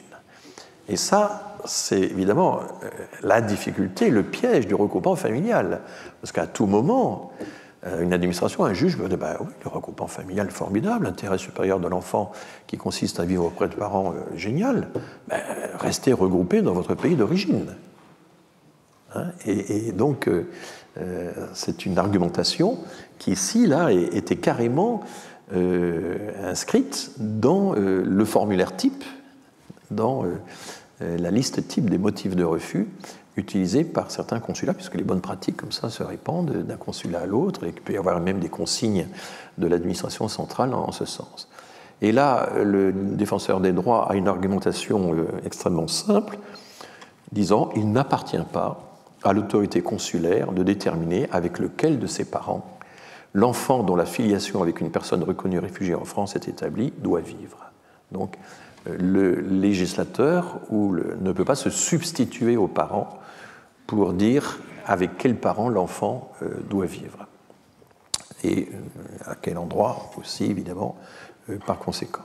Donc voilà, je vous donne un peu, je ne me prononce pas nécessairement sur la validité de tous ces arguments. Ce qui est intéressant, c'est de savoir qu'ils existent, c'est d'avoir une idée un peu de tout ce jeu d'argumentation, hein, ce jeu de cache-cache aussi, qui oppose sans cesse les demandeurs, les associations, le législateur, les administrations. Enfin, c'est un jeu un peu compliqué dans lequel il n'y a pas d'un côté les bons, de l'autre les méchants. Hein. C'est quand même un peu plus compliqué que ça. Il y a un autre exemple de pratique qui est vraiment ciblé par le défenseur des droits, c'est la suspicion assez systématique des consulats sur l'authenticité des documents d'état civil. Alors après, ça dépend beaucoup des personnes, hein, des agents qui œuvrent dans les consulats. Enfin, vous avez toujours une partie des gens, j'ai eu affaire à eux, c'est des personnalités du genre moi, on ne me la fera pas, on ne m'aura pas, je ne me laisserai pas avoir. Et donc, du coup, quand vous partez avec ce genre d'attitude, évidemment, tout devient objet de suspicion. Eh bien, le DDD, le défenseur des droits, a reçu un nombre important, disent-ils, de plaintes, puisqu'on peut déposer des plaintes, hein, c'est le terme utilisé au défenseur des droits, des plaintes contre le rejet des demandes de visa pour regroupement familial, parce que les consulats mettaient en cause l'authenticité des documents d'état civil. Parfois, ça peut arriver in extremis, tout a l'air absolument réglé, au dernier moment, on dit tel acte de naissance n'est pas authentique, donc ça ne marche plus. Alors le défenseur des droits demande, parce que ce rapport est ponctué de recommandations, voire de demandes adressées aux administrations, demande au ministère de l'Intérieur et des Affaires étrangères de motiver précisément leur constat, leur rejet, de dire en quoi le document n'est pas authentique, et de procéder aux vérifications des documents d'état civil avec souplesse, selon la formule que retient la Cour européenne des droits de l'homme lorsqu'il s'agit de réfugiés, de personnes mineures ou de personnes ressortissantes de pays où les services d'état civil présentent des carences notoires. Donc, regardez tout ça avec souplesse. Alors là, évidemment, ça pose tout le problème de la qualité de l'état civil dans un grand nombre de pays Il y a eu, pendant pas mal d'années, la France avait des programmes de coopération avec certains pays du Sud pour implanter un État civil. Mais implanter un État civil tout de go comme ça dans un pays qui n'en a jamais eu, c'est extrêmement compliqué. Hein. C'est toute une tradition administrative complexe qu'il faut établir. On a le cas du Maroc. Je me souviens que quand je m'occupais du fichier démographique permanent, l'échantillon démographique permanent, qui est le droit qu'a l'INSEE de récupérer les feuilles de recensement successives des mêmes personnes au cours du temps. Alors on avait fait un échantillon, une sélection, on prenait toutes les personnes nées les 4 premiers jours d'octobre, entrées dans l'échantillon. Donc chaque année, tous les bébés nés le 1er, le 2e, le 3e, le 4e octobre poussaient des vagissements de joie, ils entraient dans l'échantillon démographique permanent. Voilà, pourquoi les 4 premiers jours d'octobre? J'ai fini par découvrir que c'était à l'époque où il y avait des piles de papier qui étaient classées par trimestre et c'était le haut de la dernière pile. Bon. Voilà. Mais le problème, c'est qu'on s'est aperçu qu'on sous-représentait une part importante des immigrés, notamment les Marocains. Dans ces années 70, un quart des Marocains ne connaissaient pas leur jour de naissance, n'avaient pas l'état civil qui leur permettait de savoir quel jour ils tenaient. Alors du coup, l'administration, c'est surtout la sécurité sociale, prend une décision, elle affecte un jour de naissance conventionnel, et c'est pour ça que vous avez beaucoup de Marocains qui sont nés le 31 décembre ou le 1er janvier, parce que c'est la date conventionnelle qui leur était attribuée. Et alors du coup, ces gens-là, par définition, sortaient de notre échantillon, n'avaient aucune chance d'être sélectionnés parmi les naissances des 4 premiers jours d'octobre. Vous voyez comme quoi des systèmes astucieux d'échantillonnage peuvent se heurter à des réalités. Voilà. Et on a mis un certain temps à comprendre pourquoi les immigrés étaient sous-représentés dans cet échantillon dont on attendait beaucoup. Voilà, alors je ne sais pas si... oui. Donc regardons d'un peu plus près un certain nombre de principes ou d'habitudes ou de travers qui prévalent en France. On a d'abord une définition restreinte des liens familiaux, et manifestement pour faciliter les contrôles. En France, c'est le conjoint, il doit être majeur, et ce sont les enfants, il doit être mineur. Il n'y a pas de ligne directe, il n'y a pas de collatéraux. La fratrie, les neveux, les nièces ne peuvent pas être regroupés. Les petits-enfants non plus, même s'il y a eu des transferts de parenté d'une génération à l'autre, de parentalité d'une génération à l'autre. Et ça, c'est une grande différence avec les États-Unis. Car dans le système américain, vous avez des catégories qui, certes, sont hiérarchiquement situées en fin de classement, mais vous avez la possibilité de faire venir des frères et sœurs, des enfants de conjoints d'une précédente union, des choses comme ça. Enfin, il y a toute une catégorie. Les catégories familiales privilégiées aux États-Unis, ce sont évidemment les parents et les enfants des citoyens américains. Mais ensuite, vous avez aussi une série de catégories que vous pouvez sponsoriser, c'est les family sponsored, les personnes family sponsored, et ça peut inclure des collatéraux, mais aux États-Unis, il y a une notion très forte de la liste d'attente. On peut, quand on est un collatéral, attendre 10 ans ou 15 ans avant de bénéficier du regroupement familial aux États-Unis. C'est un système qui est très hiérarchisé en fonction du premier servi, premier présent, premier servi, etc. Et des catégories qui hiérarchisent très nettement je pense que j'ai ça, moi. Vous voyez, États-Unis, les détails de l'immigration familiale aux États-Unis en 2017, une année qui était encore normale, si j'ose dire, où vous avez les proches immédiats des citoyens américains, les épouses, les enfants, et aussi les parents, et vous voyez un peu les effectifs. Et puis ensuite vous avez Family Sponsored Preferences, et vous avez toute une série de catégories, les fils et filles de citoyens américains mais non mariés, leurs enfants.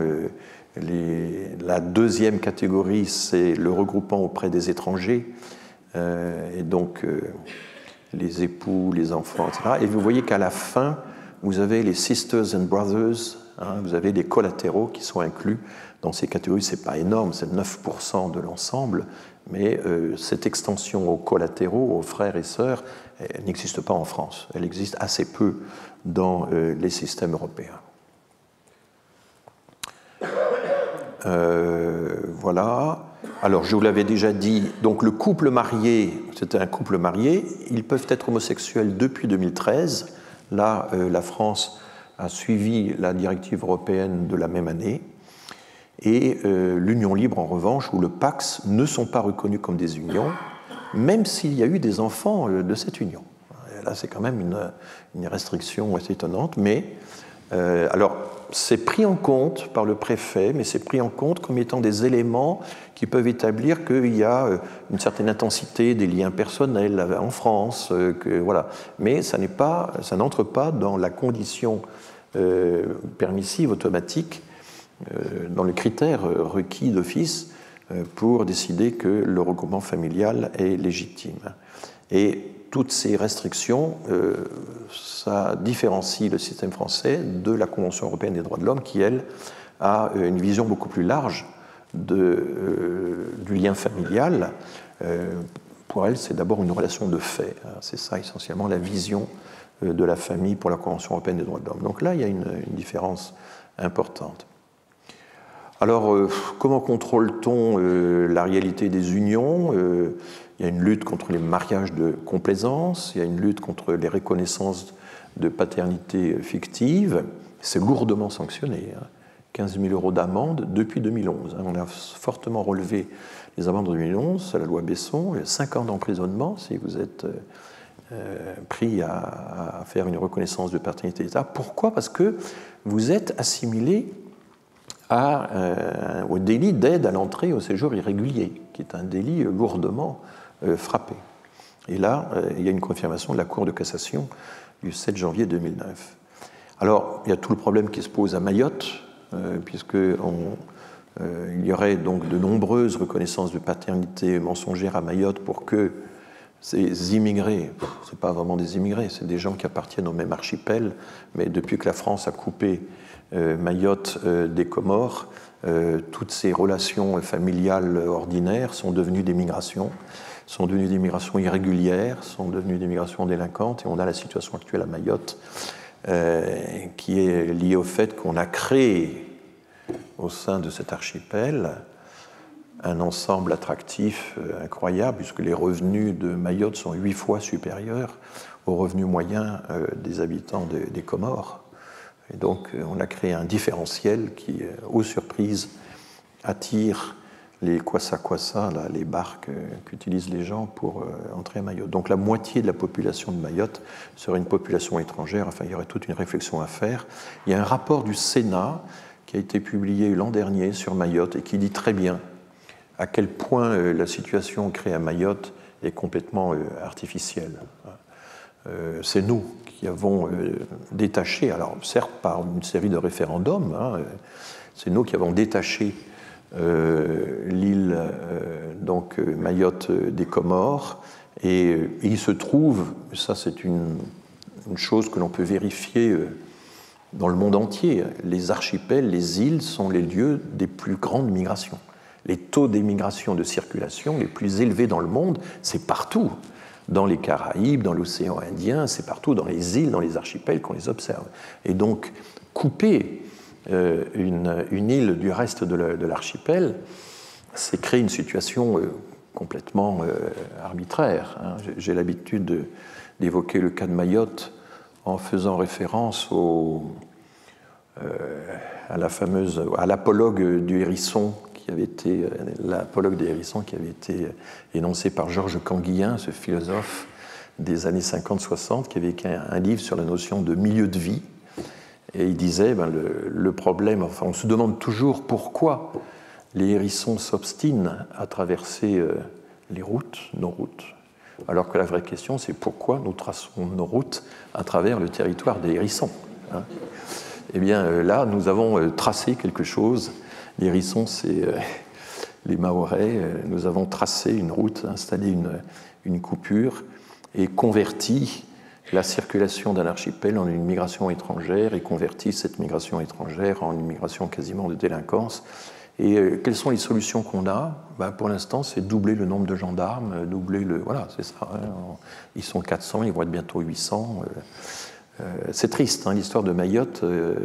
On a réussi à convaincre les habitants de Mayotte qu'ils allaient pouvoir se détacher tranquillement de l'archipel et voguer avec le navire France. Et voilà. Et puis en fait, on a créé une situation qui est complètement ingérable. Alors il y a eu, je le rappelle, il y a eu au début du gouvernement d'Édouard Philippe, tentative intéressante de négociation, et ça c'était les affaires étrangères qui les menaient, avec tout le reste de l'archipel des Comores et aussi les pays environnants, pour essayer d'établir un système de circulation, de va-et-vient qui aurait un peu apporté la sérénité dans l'affaire, mais et notamment qui aurait mis fin à ce qu'on appelle le visa Balladur, puisque c'est sous Balladur qu'on a obligé les habitants des Comores à avoir un visa pour entrer à Mayotte.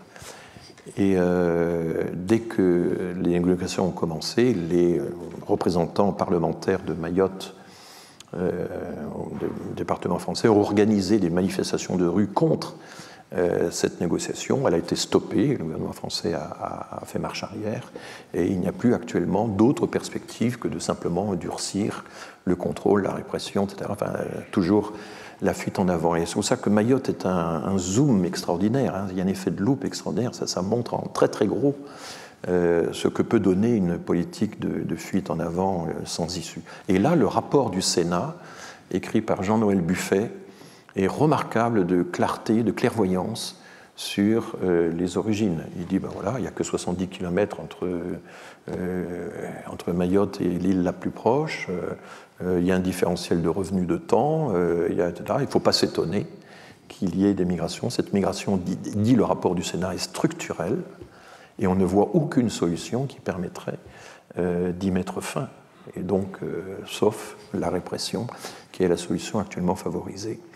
Et du coup, les jeunes qui traversent, qui arrivent là, ne sont pas pris en charge par le service social d'aide à l'enfance. Il y a plusieurs milliers de jeunes dans le centre de Mayotte qui vivent là la nuit, etc. Et ce sont les fameuses bandes de délinquants dont on a parlé là juste hier. Hein, c'est vraiment tout frais. Le problème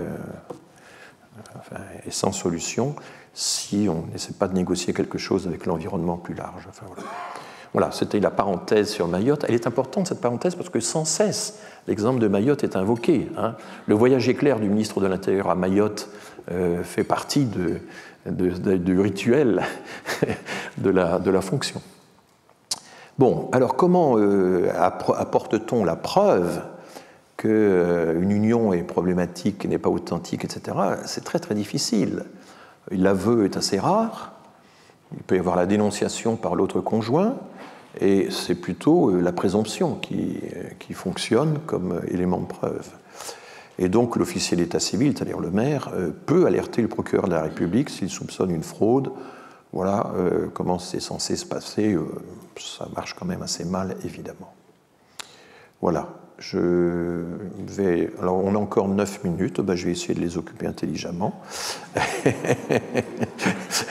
Je voulais vous terminer sur quelque chose qui inquiète beaucoup de juristes, qui sont les attaques frontales très dures contre les droits fondamentaux. Il y en a une en particulier qui est assez terrible, c'est celle qui émane de Jean-Éric Schüttl, ancien secrétaire général du Conseil constitutionnel tout de même, de 1997 à 2007. Et qui, dans un livre récent, dans des tribunes très nombreuses, publiées en général dans le Figaro Vox, prend pour cible, avec beaucoup d'énergie, tout le système du contrôle international, du contrôle juridictionnel international, mais même aussi national. Je prends par exemple ce qu'il a écrit là récemment, les idées audacieuses lancées dans le débat public pour lutter contre l'islamisme, internement des fichiers Est les plus dangereux, par exemple, ou pour contenir la pression migratoire, telle des quotas migratoires, se heurtent au mur des droits fondamentaux.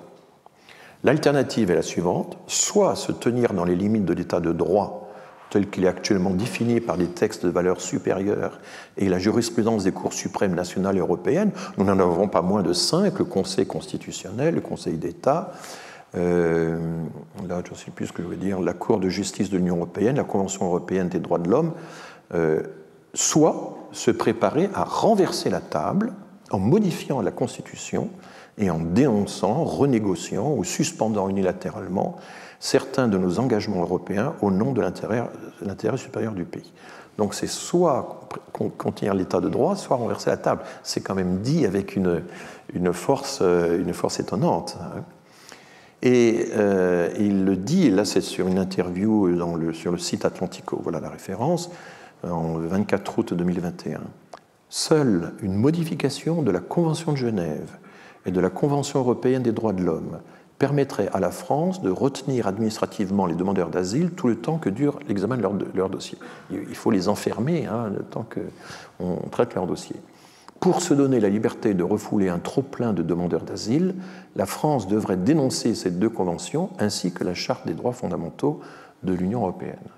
Donc ce genre de prise de position, vous le trouvez de plus en plus souvent. Ça a fleuri quand même ces derniers mois et c'est accueilli évidemment par le site Atlantico ou bien Valeurs Actuelles ou Figaro Vox, etc. Il a écrit récemment, c'est pas vieux, un livre qui s'appelle « La démocratie au péril des prétoires, de l'état de droit au gouvernement des juges », dans la collection Le Débat, dirigée par Marcel Gauchet. Voilà.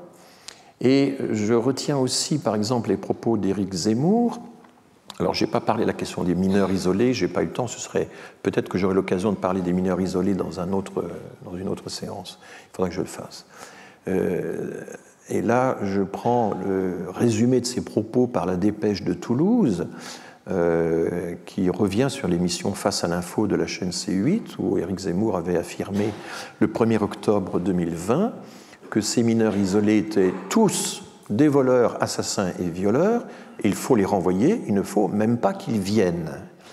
L'éditorialiste controversé, donc ça c'est la Dépêche de Toulouse qui utilise cette formule, l'éditorialiste controversé ajoute même qu'il est nécessaire de sortir de la Convention de la Cour européenne des droits de l'homme, CEDH, pour ne pas accepter ces jeunes. Selon lui, cette Cour oblige la France à accepter ces mineurs isolés.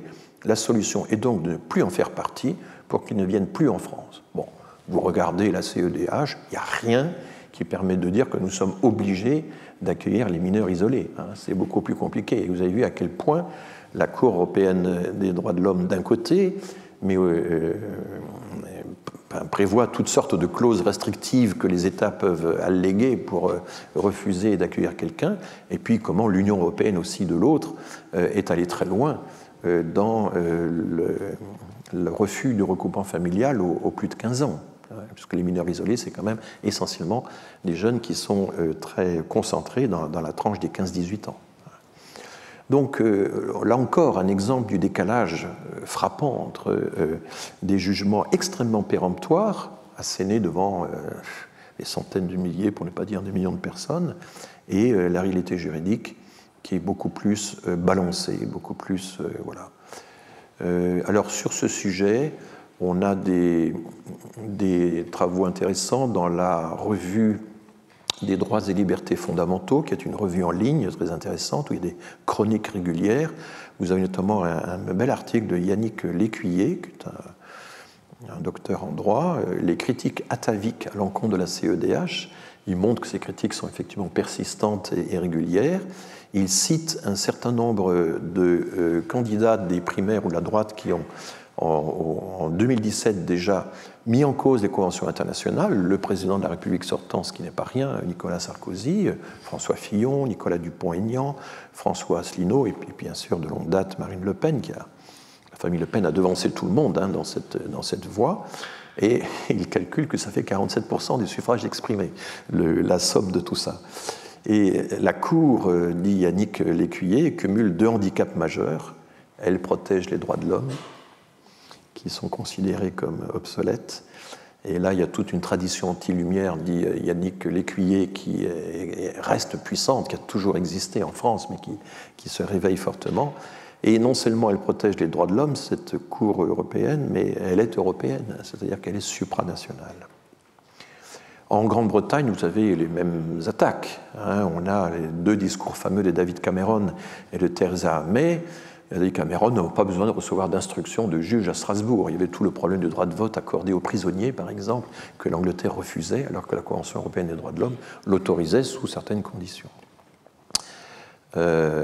Et je terminerai sur cette déclaration de Jean-Marc Sauvé, ancien vice-président du Conseil d'État, qui, lui, au contraire, dans une interview donnée au Monde le 27 février 2012, défend le système européen, alors qu'on aurait pu penser que le Conseil d'État serait sur une position souverainiste de défense de la juridiction nationale face aux empiétements de la juridiction internationale, mais pas du tout.